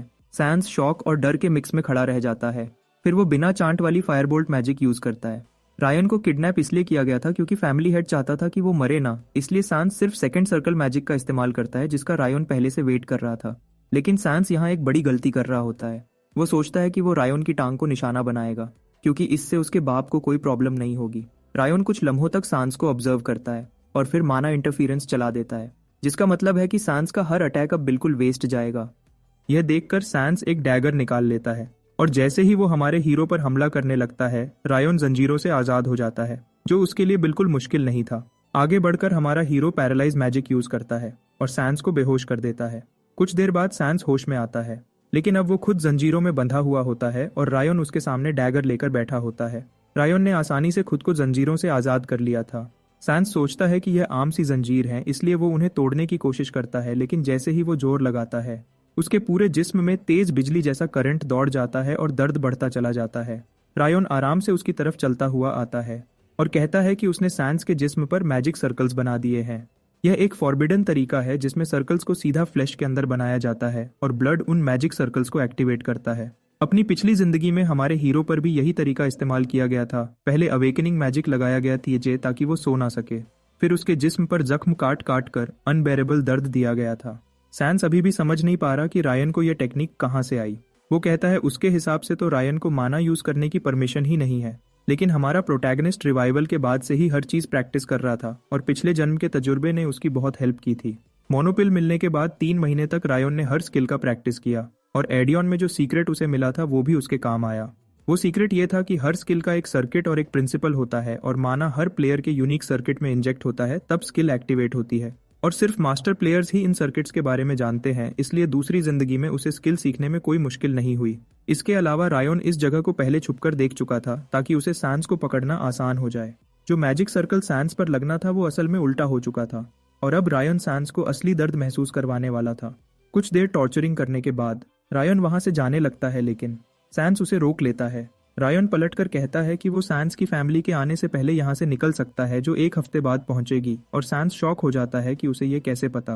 रायन बताता है कि उसने सैंस को अपने सर्वेंट्स को हुक्म देते सुना था कि 1 हफ्ते बाद वापस आना। सच समझकर सैंस झूठ बोलना शुरू करता है कि उनकी लोग तो अभी किसी भी वक्त पहुंच जाएंगे, लेकिन रायन को पता होता है कि सैंस झूठ बोल रहा है, क्योंकि अगर उसकी लोग अभी आने वाले होते तो सैंस रायन को रोकने की कोशिश करता ताकि वो मिलकर उसे मार सके, ना कि सच बताए। सैंस बहुत कोशिश करता है कि रायन उसकी बात मान ले, लेकिन रायन वहां से निकल जाता है और कहता है कि वो कल फिर आएगा। अब वो पार्टन फैमिली के आने की तैयारी करने लगता है। पार्टन फैमिली के लोग 1 हफ्ते बाद यहाँ आने वाले हैं। 7 दिन गुजर जाते हैं और पार्टन के सबऑर्डिनेट्स उस जगह के सामने खड़े होते हैं जहाँ सैंस और रायन मौजूद हैं। लीडर पूछता है क्या इस दौरान सैंस से कोई राब्ता हुआ था। एक आदमी जवाब देता है कि यंग मास्टर से कांटेक्ट तो नहीं हुआ, लेकिन पूरे हफ्ते उन्होंने सब रास्तों पर नजर रखी थी। लीडर बिल्डिंग के अंदर चला जाता है क्योंकि फैमिली हेड का हुक्म है कि सरमन का बच्चा फौरन वापस लाया जाए। बाकी लोग उसके साथ चलने की कोशिश करते हैं, मगर वो उन्हें पीछे रुकने का हुक्म देता है। सीढ़ियां उतरते हुए वो आदमी कुछ अजीब महसूस करता है, मगर जैसे ही वो मैजिक सर्कल पर कदम रखता है, सर्कल फौरन उस पर हमला कर देता है। अपनी हिफाजत के लिए वो एक्सा बैरियर लगा लेता है। अब उसे यकीनन लग रहा है कि यंग मास्टर के साथ कुछ हो चुका है। वो पूरे एरिया में हर एक तरफ बिखरे हुए मैजिक सर्कल ट्रैप्स देखकर हैरान होता है और सोचता है कि यह सब किसी ने कैसे सेट किए हैं। वो डबल बैरियर बनाता है ताकि सांस तक जल्दी पहुंच सके और इस सब का जिम्मेदार कौन है यह मालूम कर सके। रूम में पहुंचकर जहां सांस बंधा हुआ है, वो उसे जंजीरों में लटका पाता है और जख्मों का खून जमीन पर गिरा हुआ होता है। चेन्स तोड़कर वो आदमी जोर से पूछता है किसने ये सब किया, लेकिन सांस इतना कमजोर होता है कि बोल ही नहीं पाता। दूसरी तरफ हमारा हीरो भी वहां होता है, जो एक कोने में रस्सी से बंधा हुआ पड़ा होता है। सांस हीलिंग पोशन मांगता है, लेकिन वो आदमी पहले भागने को जरूरी समझता है क्योंकि एरिया में बहुत सारे ट्रैप्स होते हैं और दुश्मन का पता नहीं था। उसे ये भी समझ नहीं आ रहा कि जिसने सांस को इतना टॉर्चर किया उसने रायन को साथ क्यों नहीं लिया। लगता है कोई और मोटिव है। ये बात उसे और भी शक में डाल देती है। इसी वक्त सांस पार्टन मुश्किल से बोल पाता है और कहता है कि ये सब रायन सरमन ने किया है। हमारे हीरो इस वक्त कोने में बेहोशी का नाटक कर रहा होता है। जब वो आदमी उस पर मैजिक यूज करने के लिए आगे बढ़ता है, तभी असली रायन पीछे से सामने आ जाता है और दिखाता है कि जो कोने में पड़ा था वो सिर्फ इल्यूजन मैजिक का डिकॉय था। रायन फौरन उस आदमी पर हमला करता है और कहता है, पहले मुझसे लड़ो। जंग शुरू हो जाती है और दोनों तरफ से अटैक्स का तबादला होता है। कुछ देर बाद पार्टन फैमिली का वो आदमी रायन को एक बहुत भारी मुक्का मारता है। रायन के मुंह से खून निकलता है और वो जमीन पर गिर जाता है। जब हमारा हीरो जमीन पर पड़ा होता है, वो आदमी कहता है कि भले ही मैं तुम्हें मार नहीं सकता, लेकिन तुम्हें वैसे ही दर्द दे सकता हूँ जैसा सांस को दिया था। अचानक सांस एक डैगर उठाता है और उसे सीधा उस आदमी की गर्दन में घुसा देता है। असल में ये रायन होता है जो सोल ट्रांसफर यूज करके सैंस के जिस्म में आ चुका होता है। और इस टेक्निक का सबसे बड़ा पॉइंट ये होता है कि जिसको भी सोल ट्रांसफर आता हो वो अपना असली जिस्म भी कंट्रोल कर सकता है। हमारे हीरो कहते हैं कि ये उनका असल छुपा हुआ ट्रम्प कार्ड है। उस अटैक के बाद वो आदमी मर जाता है। फिर हमारा हीरो उठकर खड़ा होता है, एक हीलिंग पोशन उठाता है और उसे अपने जख्मों पर डालता है। आगे बढ़ते हुए वो खुश होता है कि उसने पार्टन फैमिली का हाई लेवल आर्चमेज मार दिया है। सिस्टम तुरंत बताता है कि उसका लेवल बढ़कर 25 हो गया है क्योंकि उसने क्वेस्ट कंप्लीट कर लिया है। वो अभी भी समझने की कोशिश कर रहा होता है कि लेवल इतनी जल्दी कैसे बढ़ गया, मगर इस वक्त रायन को पता होता है कि पहले एक और काम जरूरी है। फिर वो आर्चमेज की लाश को एक अलग कमरे में घसीट कर ले जाता है और उसे लकड़ी के बेड पर रख देता है। सर्किट अभी भी आर्चमेज की रूह से कनेक्टेड होता है, जिसका मतलब है कि वो सांस के जिस्म में होते हुए भी माना यूज कर सकता है। तो रायन प्लान करता है कि मोर को रिमूव करके अपना लेवल इतना कम करे कि वो असैसिन के हिडन जॉब शैडो की जरूरत पूरी कर सके। आखिर वो इस प्लान में कामयाब हो जाता है और अब उसके पास कुछ लेवल्स बचे रहते हैं। उसके पास 2 और ट्राइज होती हैं। इनमें से दूसरी ट्राई पर भी वो सक्सेसफुल हो जाता है। प्लान बस इतना ही होना था, मगर आर्चमेज को हराकर रायन सोचता है कि अब वो तीसरी एडवांसमेंट भी ट्राई करे ताकि गोस्ट नाम का हिडन जॉब हासिल कर सके। ये वही हाई लेवल जॉब है जिसने एडियन को सबसे ताकतवर बनाया था और हमारा हीरो समझता है कि वो भी इसे ले सकता है। लेकिन इस जॉब की रिक्वायरमेंट रूह के साइज से जुड़ी होती है जो रिस्की होती है। मगर रायन रिस्क लेने को रेडी होता है और तीसरी एडवांसमेंट शुरू कर देता है। बड़ी मुश्किल और अपनी रूह कुर्बान करने जैसी स्ट्रगल के बाद वो कामयाब हो जाता है और सिस्टम उसे एडवांसमेंट बताने ही वाला होता है। हमारे हीरो को अंदर से बहुत ज्यादा घबराहट महसूस होती है। खुशकिस्मती से वो इस टेस्ट में भी पास हो जाता है और pattern level ghost job holder बन जाता है। ये जॉब लेवल हीरो ने पहले कभी नहीं देखा होता, पर वो अंदाजा लगाता है कि शायद ये नॉर्मल गोस्ट जॉब की अपग्रेडेड फॉर्म होगी। अब जब रायन पूरे प्लान में कामयाब हो जाता है तो वो वापस अपने असल मिशन पे फोकस करता है। आर्चमेज को मारना भी इसी प्लान का हिस्सा होता है क्योंकि गोस्ट जॉब के दौरान रायन की अपनी स्ट्रेंथ बढ़ जाती है। आगे बढ़ते हुए हमारा हीरो लिच क्रिएशन एक्टिवेट करता है। ये वो प्रोसेस होता है जो नॉर्मली लेवल 70 नेक्रोमैंसर करता है, लेकिन इसे एक 7 सर्कल मेज भी यूज कर सकता है। लिच क्रिएशन फेल हो जाती है तो सिस्टम स्पेशल अनडेड क्रिएशन को एक्टिवेट कर देता है। थोड़ी देर के बाद एक ह्यूमनॉइड जैसी मखलूक रायन के सामने अपीयर होती है। अनडेड क्रिएट होने के बाद सिस्टम हमारे हीरो से पूछता है कि वो इस अनडेड का क्या नाम रखना चाहता है। जैसे ही क्रिएशन कंप्लीट होती है, अचानक एक धमाका होता है। इस धमाके से सबऑर्डिनेट्स पूरी तरह अलर्ट हो जाते हैं। कुछ वक्त बाद हमारा हीरो सैंस के जिस्म में होता हुआ बिल्डिंग से बाहर निकलता है और रायन का असली जिस्म उसके कंधे पर होता है। बाहर निकलते ही वो सबको बताता है कि आर्चमेज ने उनको धोखा दिया था और यह सब उसकी वजह से हुआ।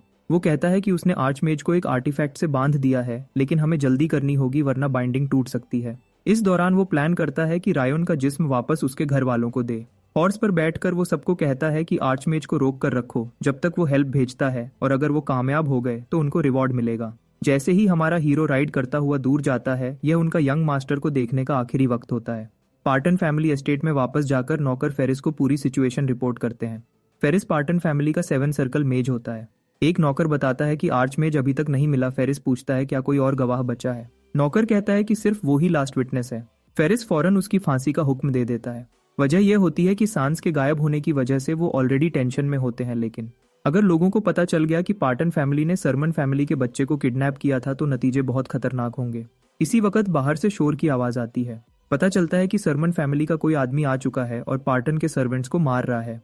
फेरिस गुस्से से कहता है कि यहाँ से चला जाओ, लेकिन वो आदमी कहता है कि वो तब तक नहीं जाएगा जब तक उसे यंग मास्टर रायन का पता नहीं मिल जाता। बिल्डिंग का धमाका, रायन का पूरा हफ्ता गायब रहना और पार्टन फैमिली का कैंप, ये सब इस बात की तरफ इशारा करता है कि यंग मास्टर की किडनैपिंग में इन लोगों का हाथ है। फेरिस शक से बचने के लिए झूठ बोलता है कि हमें कुछ नहीं पता, बल्कि हमारा अपना यंग मास्टर सांस भी मिसिंग है। वो प्रपोज करता है कि दोनों यंग मास्टर्स को मिलकर ढूंढते हैं, मगर सरमन फैमिली का आदमी इस बात पर यकीन नहीं करता और उसे चुप रहने को कहा जाता है। वहां मौजूद त्रूनो चुपचाप दुआ करता है कि सिचुएशन कंट्रोल में रहे। फ्रंट पर खड़ी साइना सबको चुप रहने का हुक्म देती है और फेरिस को गद्दार बुलाती है। लेकिन कहती है कि क्योंकि रायन ने उसकी तरफ से गुजारिश की थी इसलिए फेरिस को अभी बचाया जा रहा है।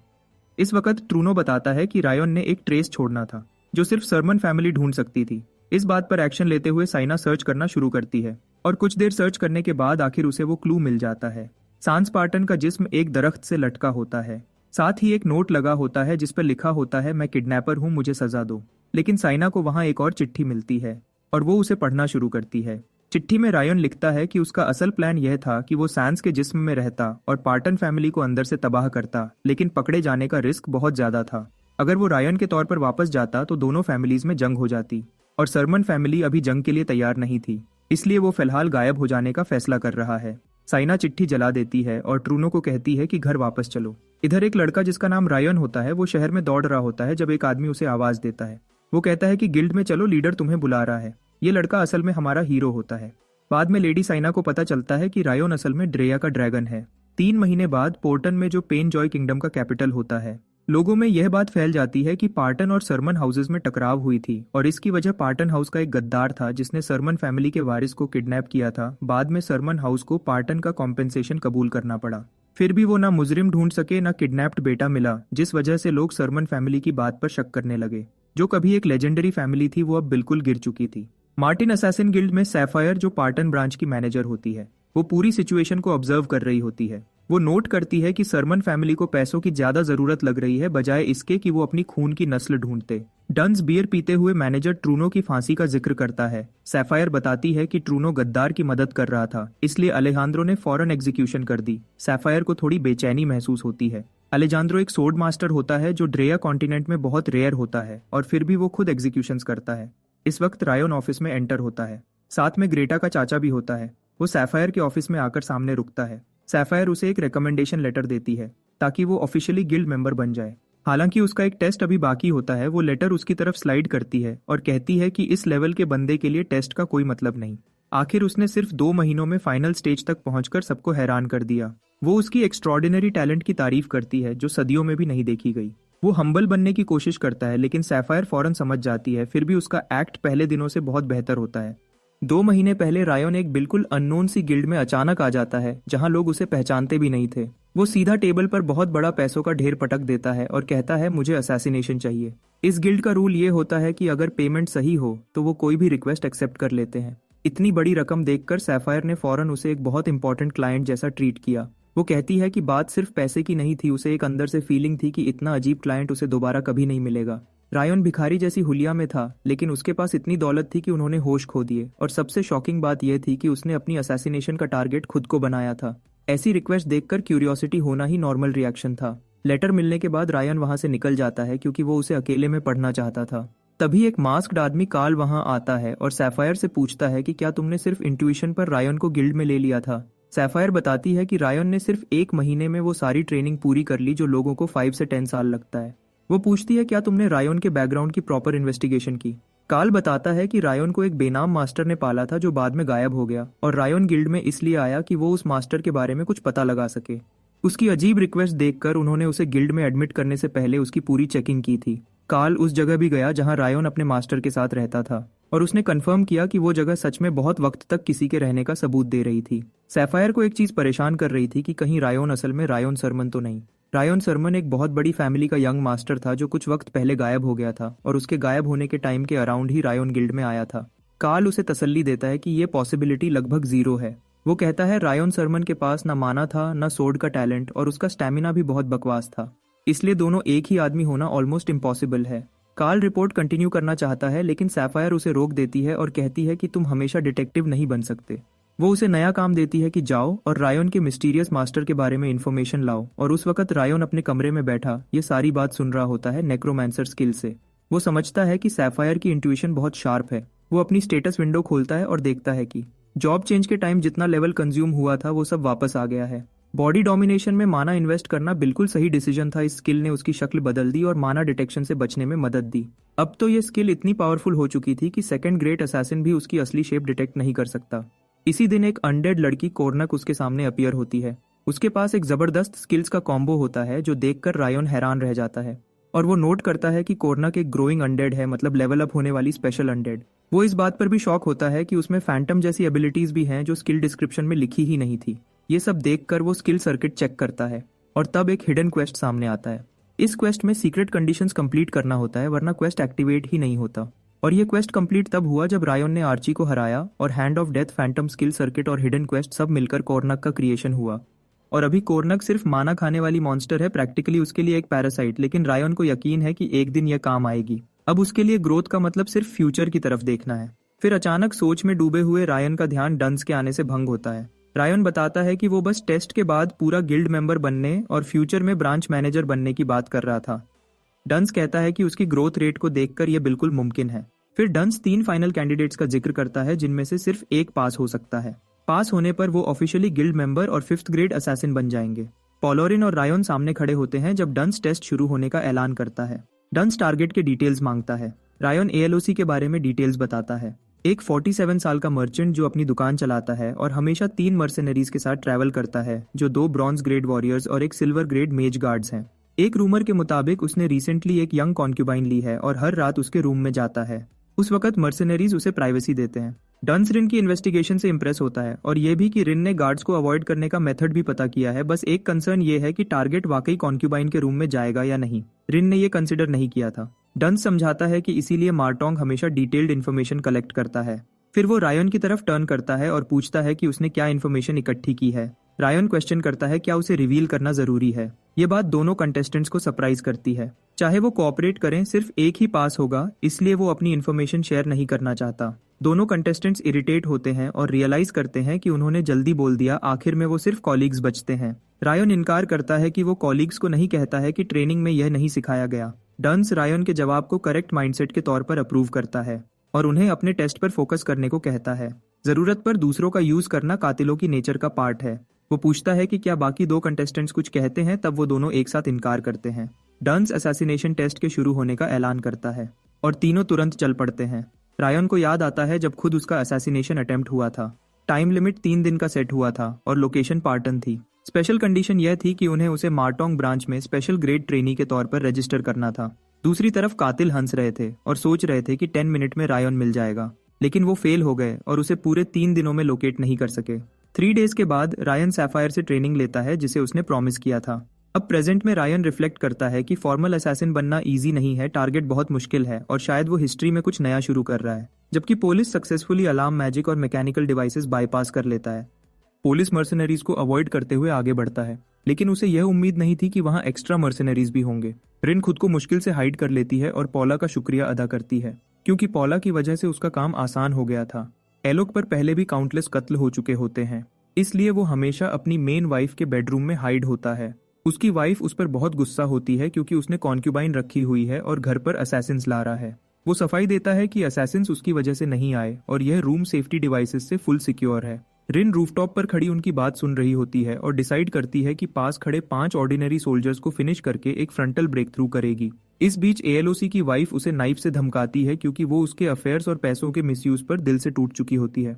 वो कहने की कोशिश करता है कि बिजनेस फंड्स काफी नहीं थे, लेकिन उसकी वाइफ को पता होता है कि उसने वो पैसे कॉन्क्यूबाइन के गिफ्ट पर लगा दिए। वाइफ बिना किसी हेजिटेशन के उसके दिल में नाइफ घुसा देती है और फिर फौरन टूट जाती है जब उसे समझ आती है कि यह उसने क्या कर दिया है। रिन शॉक में देखते हुए कंफ्यूज हो जाती है कि मिशन को कामयाब समझे या नाकाम। अचानक उसे रायन याद आता है और सोचती है कि वो पूरे मिशन में दिखाई ही नहीं दिया।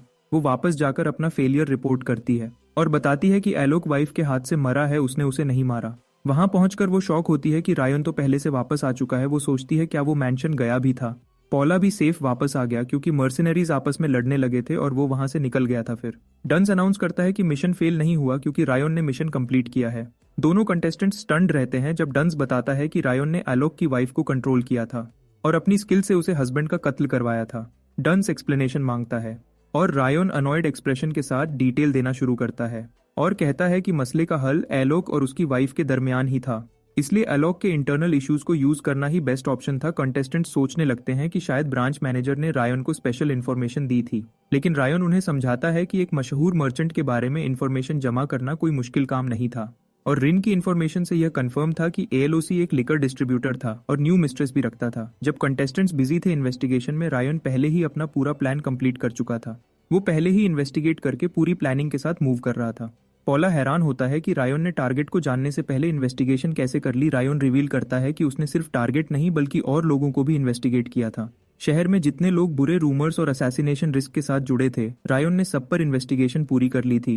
वो शहर के मर्चेंट्स के पास बैठकर रूमर्स कलेक्ट करता रहा और सिर्फ 2 महीने में ट्रेनिंग कंप्लीट करने की वजह से वो हर पॉसिबल टारगेट के लिए पहले से तैयार था, चाहे फाइनल टारगेट कोई भी निकलता।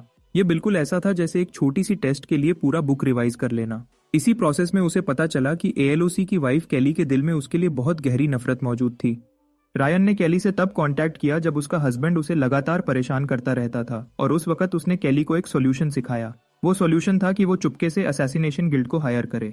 आलोक अपनी वाइफ को इग्नोर करता रहा और दूसरी औरतें लाता रहा और साथ ही वाइफ की फैमिली के पैसे से बिजनेस चलाता रहा।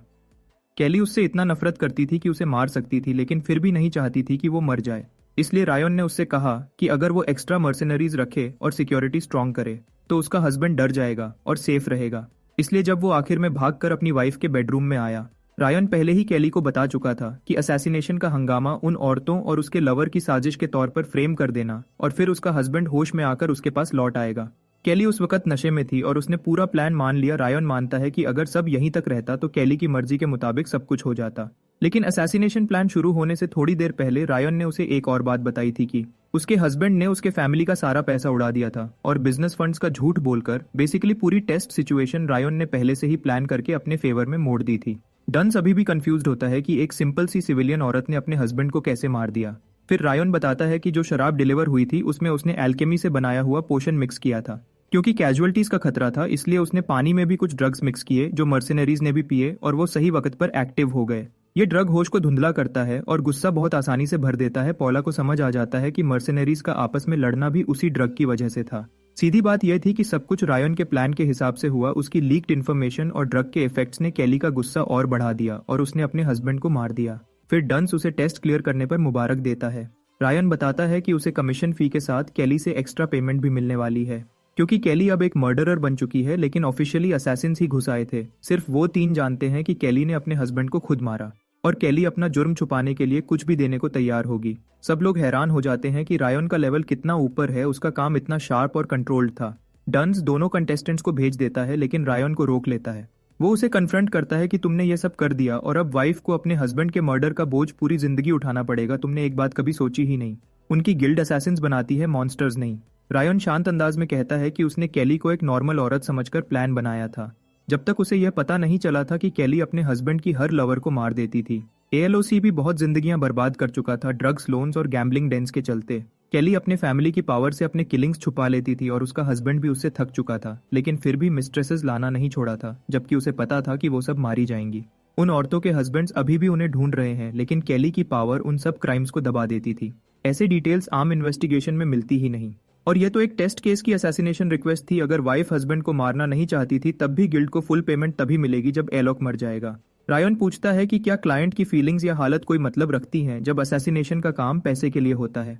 वो कहता है कैली ने कभी ये तो नहीं कहा कि वो अपने हस्बैंड को अपने हाथ से नहीं मारना चाहती थी। उसने गिल्ड का इस्तेमाल करने की कोशिश की और रिक्वेस्ट अपने तरीके से कंप्लीट हुई। अगर अब वो अपने हस्बैंड के मर्डर का गिल्ट पूरी जिंदगी उठाए तो भी वो उनका मसला नहीं। डन सोच में पड़ जाता है कि शायद असैसिन्स के लिए जमीर या गिल्ट जैसी चीजें जरूरी नहीं होती, और रायन कहता है कि अगर उन्हें अपनी इंसानियत बचानी है तो उन्हें ताकत हासिल करनी पड़ेगी और सिस्टम को जड़ से मिटाना पड़ेगा।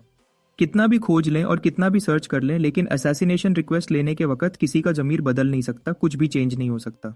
ये बात कहकर वो वहां से सीधा चल दिया। फिर सैफायर हमारे लड़के को मुबारक देती है कि उसने टेस्ट पास कर लिया है और अब वो गिल्ड का फॉर्मल मेंबर बन गया है, और 5th ग्रेड असैसिन भी जैसे ही वो अनाउंस करती है उसका लेवल तुरंत बढ़ जाता है। सिस्टम नोटिफाई करता है कि उसने फिलिप्स और पैलेस का रिस्पेक्ट हासिल कर लिया है और डन्स की एक्सपेक्टेशंस भी अर्न कर ली है। सैफायर बताती है कि अब वो गिल्ड की ऑफिशियल रिक्वेस्ट्स ले सकता है और अगर कंडीशंस पूरी हों तो प्रमोशन के लिए अप्लाई भी कर सकता है। उसने एक्सपेक्ट नहीं किया था कि वो तुरंत अप्लाई करेगा, लेकिन वो उसकी बात कट कर देता है और सारी प्रमोशन कंडीशंस याद से सुना देता है। फिर बिना झिझक पूछता है कि एलोक रिक्वेस्ट का पेमेंट कितना बना। सैफायर को हल्का सा प्रेशर महसूस होता है। वो बताती है कि एडवांस पेमेंट 10 गोल्ड था, कंप्लीशन पेमेंट 10 गोल्ड था और कैली ने मर्डर कंसील करने के लिए 10 गोल्ड एक्स्ट्रा दिए थे। वो कहता है टेस्ट ही सही, लेकिन रिक्वेस्ट उसने ही कंप्लीट की और एक्स्ट्रा पैसा भी उसका ही बनता है।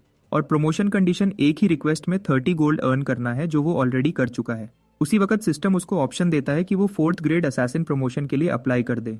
सैफायर उसे वार्न करती है कि ज्यादा अहंकारी मत बनो, उन्हें हल्का मत समझो। उनके भी अपने कानून और रूल्स होते हैं एक ऑर्गेनाइजेशन की तरह। असैसिन्स में असली पहचान 4th ग्रेड से शुरू होती है। सैफायर उसके एटीट्यूड से थोड़ी इरिटेट होती है क्योंकि वो बाकी असैसिन्स को इग्नोर कर रहा होता है। वो इस बात को इग्नोर करने की कोशिश करती है, लेकिन वो जोर से कहता है कि वो प्रमोशन एप्लीकेशन वापस नहीं लेगा। सैफायर गुस्से में चिल्लाने लगती है, लेकिन ड्यून्स जो टेस्ट सुपरवाइज कर रहा था वो बोलता है कि रायन बिल्कुल क्वालिफाई करता है 4th ग्रेड प्रमोशन टेस्ट के लिए, क्योंकि ये उनकी बेइज्जती नहीं थी बल्कि टेस्ट में उसने एक इंपॉर्टेंट चीज दिखाई थी। पूरी फिजिकल एबिलिटी, उसने कोई हैवी प्लानिंग नहीं की। उसने बस असैसिन के बॉडी स्किल्स और टेक्निक्स यूज किए और ब्रिलियंट स्ट्रैटेजी से असैसिनेशन अटेम्प्ट जीत लिया। और ये भी कि अब वो मौका लेकर रायन की असली स्किल को गेज कर सकते हैं या उसे एक ऐसी सीख दे सकते हैं जो वो कभी ना भूले। सैफायर को टैग गेम याद आता है जिसमें ज्यादा ट्रैप्स थे।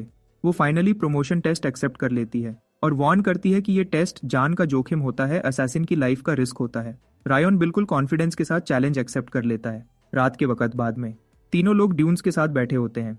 ड्यून्स बताता है कि टेस्ट जल्दी से जल्दी 1 या 2 महीने बाद हो सकता है और तब तक वो रायन को ट्रेन कर सकता है, लेकिन रायन पोलाइटली मना कर देता है क्योंकि वो रेस्ट करना चाहता है। वो कहता है कि वो कुछ दिन के लिए गिल्ड से दूर रहेगा और अब जब वो फॉर्मल मेंबर बन गया है तो ब्रांचेस की टेरिटरी से बाहर भी जा सकता है। वो उन्हें यकीन दिलाता है कि टेस्ट से पहले जरूर वापस आएगा और मार्टिन ब्रांच में रुककर टेस्ट अपडेट्स भी चेक करेगा। फिर सब लोग आपस में पीकर बैठकर बात करते हैं जब तक दिल भर ना जाए। अब रायन जानता है कि जब वो 4th रैंक असैसिन बन जाएगा तब उसके पास बिल्कुल फ्री टाइम नहीं होगा, क्योंकि 4th रैंक असैसिन्स को लगातार रिक्वेस्ट्स मिलती रहती हैं और टारगेट जब ब्रांच लीडर हो तो सोने का वक्त भी नहीं मिलता। इसीलिए उसे जरूरी है कि वो उस सबसे पहले ही यहाँ से निकल जाए। फिर वो डार्क जोन में पहुंच जाता है जिसे लैंड ऑफ द डेड कहते हैं। इसी वक्त एक नोबल अपने नाइट्स के साथ सफर कर रहा होता है और वो हमारे लड़के को देखता है। वो फौरन पूछता है कि ये कौन है। रायन उठकर कहता है कि उसकी टांग इंजर्ड है और वो अब चल नहीं सकता। वो नोबल से रिक्वेस्ट करता है कि उसे गांव तक राइड दे दो वरना वो यहाँ मर जाएगा। नोबल घमंड से कहता है कि अगर वो जल्दी में ना होता तो उसे वहीं मार देता, लेकिन रायन को बिल्कुल समझ आ जाता है कि नोबल एक्चुअली बिल्कुल हरी में नहीं था। रायन बस से विनती करता है कि उसे कैरेज में चढ़ने दो और नोबल का नाम केनेल होता है। कैरेज के अंदर से किसी ने ऑर्डर दिया कि बच्चे को अंदर बिठाया जाए, लेकिन केनेल मना करता है और उसको अपने साथ घोड़े पर बिठा लेता है। सफर के दौरान केनेल उससे क्वेश्चंस करता रहता है और हमारा लड़का अपना इंट्रोडक्शन दे देता है। नोबल कहता है तुम सिर्फ इसलिए जिंदा हो क्योंकि कैरेज में जो यंग लेडी बैठी है उसकी वजह से, और तुम्हारी किस्मत अच्छी थी। लेकिन रायन को पूरा पता होता है कि ये किस्मत नहीं थी, ये पूरी प्लानिंग थी। वो यंग लेडी रोज फैमिली की खून की रिश्तेदार होती है और उसके पास रोज फैमिली का क्रेस्ट भी होता है। इसी काम के लिए रायन ने सारे डेंजर्स पहले ही क्लियर कर दिए थे और उसने पता लगा लिया था कि रोज फैमिली का प्रोसेशन इसी रोड से गुजरेगा। वो फाइनस्ट्रॉय की आउटर टेरिटरीज में चुपचाप रह रहा था, लेकिन अचानक रोज फैमिली गिर गई और उस लड़की को एग्जाइल में भेज दिया गया। रायन जानता है कि बॉर्डर रीजन के सिर्फ छोटे नोबल्स ही बचे हैं और उनके साथ जो एस्कॉर्ट्स हैं वो असली नाइट्स नहीं बल्कि फैमिली के प्राइवेट सोल्जर्स हैं जिन्हें सिर्फ नाम का नाइटहुड दिया गया है। रोज फैमिली के गिरने की पूरी कहानी सरमन फैमिली से जुड़ी हुई है जितना उसने इन्वेस्टिगेट किया है। नाइट्स में से एक पूछता है कि सरमन फैमिली का इस सब में क्या लेना देना, और दूसरा नाइट कहता है कि सरमन एक चालाकी भरी फैमिली है, उन्होंने अपने सीक्रेट डीलिंग्स छुपाने के लिए रोज फैमिली के हेड को असैसिनेट कर दिया। यह सुनकर रायन बिल्कुल शॉक हो जाता है। थोड़ी देर बाद वो एक छोटा सा स्टॉप लेते हैं। आज रायन को रोज फैमिली के गिरने का असल वजह पता चलता है। यह सब सरमन और पार्टन फैमिलीज के बीच रीसेंट कॉन्फ्लिक्ट की वजह से हुआ होता है। सरमन फैमिली डेरिंग किंगडम से बिलोंग करती है और पार्टन फेन्स जॉय किंगडम से रोज फैमिली का सबसे बड़ा बेटा पार्टन के राइवल नेशन के साथ था और सरमन फैमिली में नाइट बन गया था। यहीं से दोनों फैमिलीज का रिश्ता शुरू हुआ। डार्क जोन में ड्यूटी करते वक्त उसकी मौत एक मॉन्स्टर के हाथ हो गई और सरमन फैमिली ने रोज फैमिली को इज्जत देने के लिए उनको मैसिव एड दिया। एक और फैमिली जो रोज फैमिली से कम्पीट करती थी और उससे जलन रखती थी, उन्होंने सरमन फैमिली का साथ दे दिया और इस झगड़े को अपनी अपॉर्चुनिटी बना लिया। इसी से रोज फैमिली के हेड का असैसिनेशन हुआ और अफवाह फैल गई कि रोज फैमिली छुपकर सरमन के लिए काम कर रही थी और सरमन ने एविडेंस छुपाने के लिए उनके हेड को मार दिया। लेकिन रोज फैमिली ने कहा कि उनके हेड को एक्चुअली पार्टन ने मारा है, लेकिन इससे फर्क नहीं पड़ता क्योंकि पार्टन उस वक्त बहुत स्ट्रॉन्ग इन्फ्लुएंस बना हुआ था। अब जब हेड मर गया और उनकी पावर गिर गई तो रोज फैमिली को डैरन की तरफ एग्जाइल किया जा रहा है। हकीकत सिर्फ उन्हीं लोगों को पता है जो रोज फैमिली के अंदर हैं और जिन्होंने यंग लेडी रोज का साथ नहीं छोड़ा था। अब लेडी रोज अपने टेंट के अंदर तेजी से चली जाती है। बाकी नाइट्स बाहर इधर उधर बैठे होते हैं, कुछ गार्ड ड्यूटी पर खड़े होते हैं और कुछ आग के पास बैठकर केनेल की बातें सुन रहे होते हैं। केनेल उन्हें बता रहा होता है कि पार्टन और आनी फैमिलीज असल में शेडी और धोखेबाज लोग हैं और सरमन फैमिली हमेशा से मदद करती आई है। यह सुनकर गार्ड्स खुश होकर चीयर करते हैं। इसी दौरान रायन चुपचाप अपना सूप पी रहा होता है। एक गार्ड उसे देखकर सोचता है कि शायद यह बच्चा पॉलिटिकल बातों से बोर हो रहा होगा, लेकिन रायन आराम से उन्हें कहता है कि क्या एग्जाइल मिशन के बीच किसी अननोन बच्चे के सामने इतनी खुली पॉलिटिकल बातें करना सही भी है या नहीं। गार्ड्स इस बात को हल्का लेते हैं और फिर से अपनी बातें शुरू कर देते हैं। वो कहते हैं कि लेडी रोज तो सबसे ज्यादा दुख में है, और वो खुद केनेल और नए नाइट्स एक्सपीरियंस में कमज़ोर हैं, इसलिए उन्हें आनी फैमिली से आने वाले खतरे की गहराई का अंदाज़ा नहीं। रायन को बिल्कुल पता होता है इसका मतलब क्या है। आनी फैमिली का हेड एक बिगड़ा हुआ औरतबाज आदमी है जिसके खिलाफ गिल्ड में कई कत्ल करने के रिक्वेस्ट्स आ चुकी होती हैं। वो रिक्वेस्ट्स खुद रायन ने रिजेक्ट की थी क्योंकि रिस्क ज़्यादा था और रिवॉर्ड बहुत कम था। उसकी गंदी लाइफ के बावजूद वो आदमी अपनी सिक्योरिटी को लेकर बहुत कॉशियस और पैरानॉइड रहता है। और अगर इतना पैरानॉइड आदमी लेडी रोज को टारगेट कर रहा है तो ऐसी खुली जगह में कैंप लगाना बिल्कुल पागलपन है। अचानक रायन अंधेरे में कुछ मूवमेंट नोटिस करता है। जंगल के पीछे एक तेजी से हिलती हुई शैडो।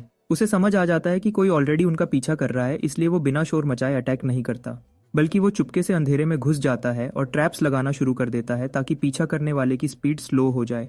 जब वो वापस कैंप में आता है, गार्ड्स उसको देखकर हैरान होते हैं कि ये इतना मिट्टी में क्यों लदा हुआ है। उन्हें बिल्कुल नहीं पता होता कि रायन ने पहले से ही ट्रैप्स लगा दिए हैं जो उस पीछा करने वाले को काफी देर रोक लेंगे। ये सब करने के बाद रायन उनकी फैमिली से मिली इन्फॉर्मेशन को अपने माइंड में अरेंज करता है। फिर वो चुपचाप अपने टेंट में चला जाता है ताकि रेस्ट कर सके, क्योंकि सुबह उसे अलग होना है। अगली सुबह वो फिर सफर शुरू करते हैं और डॉसन विलेज पहुंच जाते हैं। केनेल रायन को देखकर हैरान होता है कि इतना छोटा बच्चा डार्क जोन के पास वाले विलेज में क्या करेगा। रायन आराम से झूठ बोल देता है कि वो मॉन्स्टर मटेरियल्स का छोटा मर्चेंट है और यह कहकर वो उनसे अलग होने के लिए तैयार होता है। लेकिन जैसे ही वो निकलने लगता है, एक नाइट उसे रोकता है और एक जादुई लिक्विड दे देता है। ये लिक्विड लेडी रोज के ऑर्डर पर दिया गया होता है। रायन थोड़ा हैरान हो जाता है, लेकिन वो उसे ले लेता है। उसके बाद वो नाइट वहां से निकल जाता है और रायन अकेला रह जाता है। वो बिना सोचे समझे वो लिक्विड पी लेता है और जैसे ही वो फिनिश करता है, एक ग्रुप ऑफ हॉर्स राइडर्स पूरी रफ्तार से उसके पास से गुजरता है। रायन फौरन पहचान लेता है कि ये पीछा करने वाली पार्टी है। इनमें मर्सनरीज, सोर्ड्समैन और मैजिशियन सब शामिल होते हैं। उनके आगे आगे जो लीड कर रहा होता है वो होता है गुरुता आनी, जो आनी फैमिली का दूसरा बेटा होता है। वो सब रायन के पास से घोड़ों पर तेज भागते हुए निकल जाते हैं बिना उस पर एक नजर डाले। रायन हैरान होता है कि इतनी ट्रैप्स लगाने के बावजूद ये लोग इतनी जल्दी कैसे पहुंच गए। फिर उसकी नजर लिक्विड की बोतल पर पड़ती है। करीब से देखने पर वो बहुत महंगी लग रही होती है। रायन सोचता है कि लेडी रोज ने ऐसी कीमती चीज उसे क्यों दे दी, जबकि वो खुद एक भागी हुई पर्सनालिटी की तरह जिंदगी गुजार रही है और उनके जीतने की कोई उम्मीद नहीं। रायन जानता है कि जरूडा एक ना एक दिन उसे पकड़ ही लेगा। ये उसका मसला नहीं होना चाहिए था, पर अब जब उसने उनका महंगा लिक्विड ले लिया है, उसे लगता है कि वो उनका कर्जदार बन गया है। फिर वो हल्की सी सांस लेकर अपने मैजिक सर्कल्स एक्टिवेट करता है और कॉर्नेक को समन करता है। समन होने के बाद वो कॉर्नेक को अपना पहला टास्क बताता है। इसी वक्त रोज फैमिली चुपचाप अपना सफर जारी रखती है। अचानक केनेल को कुछ आवाज सुनाई देती है और वो फौरन अलर्ट हो जाता है। वो सबको कहता है कि चलने की रफ्तार तेज करो और लेडी रोज को थोड़ा पीछे रहकर चलने का सिग्नल देता है। बाकी नाइट्स थोड़ी देर के लिए कंफ्यूज्ड हो जाते हैं इतने अचानक ऑर्डर सुनकर, पर वो फिर भी केनेल की बात मान लेते हैं क्योंकि वो बताता है कि माना यूज करने वाले लोग उनका पीछा कर रहे हैं। बॉर्डर नजदीक आने पर वो बैकअप प्लान बनाता है कि अगर पीछा करने वाले पहुंच गए तो फ्रंट में चलने वाले 2 नाइट्स लेडी रोज को उठाकर सीधा सेफ जगह ले जाएंगे। केनेल जिम्मेदारी लेकर उनकी तरफ वापस दौड़ता है ताकि उन्हें रोके रख सके। उसे पता होता है कि आनी फैमिली के नाइट्स उससे बहुत ज्यादा पावरफुल हैं। आनी फैमिली की पीछा करने वाली पार्टी पहाड़ों के पास पर पहुंचती है। वो हैरान हो जाते हैं कि उनके सामने सिर्फ एक नाइट खड़ा है। केनेल अपना घोड़ा रोककर उन्हें रोकने की कोशिश करता है और वार्निंग देता है कि वापस मुड़ जाएं। लेकिन वो शॉक्ड हो जाता है जब जरूटा आनी अपनी हुड उतार देता है और अपनी असली पहचान सामने ले आता है। उसके साथी इस हरकत को बेवकूफ़ी समझते हैं, पर जरूडा को परवाह नहीं होती क्योंकि उनकी मिशन ये है कि लेडी सेंटीन के सिवा सबको मार देना है। वो बिना हिचकिचाहट के ऑर्डर देता है कि लड़की को बॉर्डर क्रॉस करने से पहले पकड़ लो। मर्सिनरीज फौरन चार्ज करते हैं। केनेल उन्हें रोकने की कोशिश करता है, लेकिन एक मेज का पावरफुल ब्लास्ट उस पर गिरता है और वो जमीन पर जा गिरता है। वो बुरी तरह जख्मी होता है पर खुद को संभालने की कोशिश करता है। फिर उसके होश उड़ा देने के लिए जरूडा अपना नाइट भी सामने ले आता है। सबसे ज्यादा शौक तब होता है जब पता चलता है कि वो नाइट सीसो है, केनेल का पुराना कैप्टन, जिसे जरूडा ने पैसों से अपनी तरफ कर लिया था। साइसो बिना टाइम वेस्ट किए केनेल पर हमला करता है और सिर्फ कुछ स्विंग्स में ही केनेल की तलवार उसके हाथ से गिरा देता है। सीसो लगातार केनेल को मना रहा होता है कि वो रोज परिवार को छोड़कर एक नया मालिक अपना ले, लेकिन केनेल साफ मना कर देता है, चाहे उसकी जान ही क्यों न चली जाए। यह सुनकर गरुड़ा इशारा कर देता है कि उसका काम खत्म कर दो। सीसो आखिरी वार करने को होता है। अचानक उसकी पीठ पर कुछ टकराता है। वो कोर्नज की हरी आग होती है जो वहां आकर मदद कर रही होती है। कोर्नज बिना रुके कई धमाकों के साथ वर्षा करती है और सीसो तुरंत मर जाता है। गरुड़ा बच जाता है क्योंकि उसका मेज उसे शील्ड दे देता है। बॉर्डर के पास रोज परिवार की सवारी बिल्कुल तबाह हो चुकी होती है। सिर्फ 2 नाइट्स बचते हैं जो लेडी रोज को बचाने की पूरी कोशिश कर रहे होते हैं। 2 सैनिक उनका मजाक उड़ा रहे होते हैं कि तुम लोग इतनी आसानी से गिर गए। स्थिति और खराब होती देखकर लेडी रोज खुद कैरेज से बाहर आती है। शांत लेकिन मजबूत अंदाज में वो अपने लोगों को हथियार नीचे करने का हुक्म देती है। फिर वो एक छुरी अपनी गर्दन पर रखकर कहती है कि अगर तुम्हें मुझे ले जाना है तो ले जाओ, लेकिन मेरे लोगों को छोड़ दो, वरना मैं अपनी जान खुद ले लूंगी। पर मर्सिनरी हंसी उड़ाकर कहता है कि जब तक वो डैरन नहीं पहुंचती वो न रानी है न कोई कीमती इंसान। एक मर्सिनरी पल भर में उसके पीछे आकर छुरी छीन लेता है और उसे मना करने वालों की औकात समझाने को तैयार होता है। रोज नाइट पलटकर हमला करने जाता है। तभी रायन बिजली की तरह आकर मर्सिनरी को एक जोरदार किक मारता है। दूसरा मर्सिनरी पहले से ही हिरन होता है और ज्यादा शॉक्ड होता है जब रायन खुद को मार्टोंग का असैसिन बताता है और कहता है कि वो एक लिक्विड सूप वाली एडवांस पेमेंट लेकर आया है। लेडी रोज तुरंत बात समझ जाती है और उसे सारे दुश्मन संभालने के लिए 30 गोल्ड ऑफर करती है। रायन के लिए ये बहुत कम होता है और वो कहता है कि पहला मर्सिनरी ही 30 गोल्ड का काम है। बाकी अभी गरुड़ा ओनी का दूसरा बेटा, नाइट कमांडर और एक मेज भी बचे होते हैं। लेडी रोज समझ जाती है कि अगर अब उसने फौरन फैसला न किया तो पूरी एग्जाइल मिशन बिगड़ जाएगी और हाउस रोज खतरे में पड़ जाएगा। घबराहट में वो कहती है कि रायन जो मांगे वो दे देगी। रायन खुशी से ये बात मान लेता है। फिर वो एक पल में हवा में उछलकर दूसरे मर्सिनरी की तरफ बढ़ता है। मर्सिनरी सोच में पड़ जाता है कि क्या ये सच में असैसिन है। रायन अपना हमला तैयार करता है और एक ही बार में दूसरा मर्सिनरी गिरा देता है और सबको दिखाता है कि वो कभी गलती नहीं करता और अपनी पहचान खुद बताकर भी नहीं डरता। इस तरह मार्टिन में रायन की पहली जीत शुरू होती है जिसकी कीमत सब कुछ होती है और रायन अपनी शान के पल में जी रहा होता है। गिरा हुआ मर्सिनरी धीरे से उठता है, पागलों सी हंसी करता है और कहता है कि वो इतनी आसानी से नहीं हारेंगे और रायन के मुड़ने से पहले पहले मर्सिनरी अपनी तलवार लेकर उस पर वार कर देता है, लेकिन रायन आसानी से बच निकलता है। मर्सिनरी समझ जाते हैं कि एक मार्टिन असैसिन के सामने पल भर भी होश खो देना खतरनाक है। दोनों मर्सिनरीज तुरंत एक साथ हमला शुरू कर देते हैं। पोजीशन स्विचिंग सोर्ड आर्ट से दोनों अलग अलग जगह से एक ही वक्त पर रायन पर वार करते हैं। जवाब में रायन अपना बॉडी कंट्रोल और एक्सेलरेशन चला देता है और एक पल में वो उनके इर्द गिर्द दिखाई देने लगता है। यह सब देखकर दोनों बिल्कुल उलझन में पड़ जाते हैं और रायन की चालाक इल्यूजन्स को असली समझने लगते हैं क्योंकि वो एक भी वार नहीं लगा पाते। ऐसे में दोनों फैसला करते हैं कि सही वक्त देखकर एक साथ काउंटर हमला करेंगे, पर उन्हें पता ही नहीं होता कि अब समय हाथ से निकल चुका है। रायन एक झटके में उनके सामने आ जाता है और बता देता है कि वो उन पर फिजिकल वीकनिंग और कर्सेस लगा चुका है। जब तक वो समझते उनके शरीर कमजोर होने लगते हैं। फिर रायन उन्हें अंदर बाहर से काट देता है और खून की बड़ी छींटों के साथ दोनों को गिरा देता है। सूरज की रोशनी फैलने लगती है। सब लोग अपने आप को संभालते हैं, घायलों का इलाज करते हैं और कैरेज को दोबारा बनाने लगते हैं। इसी वक्त कैनेल भी वहां पहुंचता है। जैसे ही वो कदम रखता है उसकी पहली फिक्र सबकी सुरक्षा होती है। उसे देखकर लेडी रोज को सुकून सा महसूस होता है और उसकी आंखों में आंसू आ जाते हैं। रायन चुपचाप जानता है कि यह सब उसकी वजह से मुमकिन हुआ। गार्ड्स हैरानी से सोचते हैं कि क्या कैनेल ने अकेला सारे परस्यूअर्स को हरा दिया है, लेकिन कैनेल बताता है कि उसे एक अनजान मेज की मदद मिली थी। उस मदद की वजह से वो गरुड़ा को पकड़ने और गद्दार नाइट को हराने में कामयाब हुए। बातें चल रही होती हैं कि तभी कोरनक खुद वहां आ जाती है। रायन के मैजिक सर्कल सिग्नल का जवाब देते हुए वो गरुड़ा को जख्मी और थका हुआ जमीन पर फेंक देती है। रायन को देखकर कैनेल पहचान लेता है कि यह वही लड़का है जिसे उसने पहले मदद दी थी, लेकिन वो हैरान हो जाता है जब लेडी रोज बताती है कि यह मार्टिन का असैसिन है। लड़ाई याद आते ही कैनेल को समझ आ जाता है कि शायद इस असैसिन की मौजूदगी ही वजह थी कि मेज इतनी आसानी से दुश्मन को नीचा दिखा रहा था जब वो लड़ रहा था। जब गरुड़ा सुनता है कि रायन मार्टिन से है तो वो जल्दी जल्दी अपनी जान बचाने के लिए 3 गुना ज्यादा इनाम देने का वादा करता है, क्योंकि उसे पता होता है कि असैसिन्स के लिए इनाम इंसान से ज्यादा मायने रखता है। लेकिन सब लोग झटके में आ जाते हैं जब रायन तंग आकर अपना जादू चलाता है और गरुड़ा को 2 हिस्सों में काट देता है क्योंकि वो ज्यादा बकबक कर रहा था। इससे वो लेडी रोज को भी एक सीधा संदेश दे देता है कि जो लोग अपनी पेमेंट छुपाने की कोशिश करते हैं उनका अंजाम ऐसा ही होता है। डर के मारे लेडी रोज तुरंत मान जाती है। फिर रायन इनाम के पास जाकर समझाता है कि उसे अभी पैसा नहीं चाहिए। वो रोज फैमिली की मुश्किल हालत समझता है, लेकिन वो एक जबानी करार जरूर चाहता है जो दोनों के बीच चुपचाप रहेगा। जब बात पक्की हो जाती है वो मशवरा देता है कि सब लोग अपनी मंजिल की तरफ चलना शुरू करें और यकीन दिलाता है कि उनके जाने के बाद लाशें गिल्ड देख लेगी। फिर रायन वापस मुड़ने लगता है, मगर कैनेल जो पूरी सोच समझकर देखता रहा था उसे आवाज देकर रोक लेता है। रायन हल्की सी नजर मारकर विंक करता है, उंगली चटकाता है और सबके सामने गायब हो जाता है। गार्ड्स जोरदार हैरान रह जाते हैं, पर कैनेल को सबसे बड़ा झटका तब लगता है जब वो सोचता है कि लड़का खुद को असैसिन कहता है, लेकिन जो चीज उसने बुलाई थी वो आम अनडेड बिल्कुल नहीं थी। वो तो इंसानों की तरह सीधी जबान में बात कर रही थी और उसने एक पल में सीसो और मेज दोनों को गिरा दिया था। यह सब देखकर कैनेल का दिल हिल जाता है कि अगर कोई इतनी शक्तिशाली डेड को कमांड कर सकता है तो हो सकता है कि रायन सबसे मशहूर नेक्रोमांसर का स्टूडेंट हो।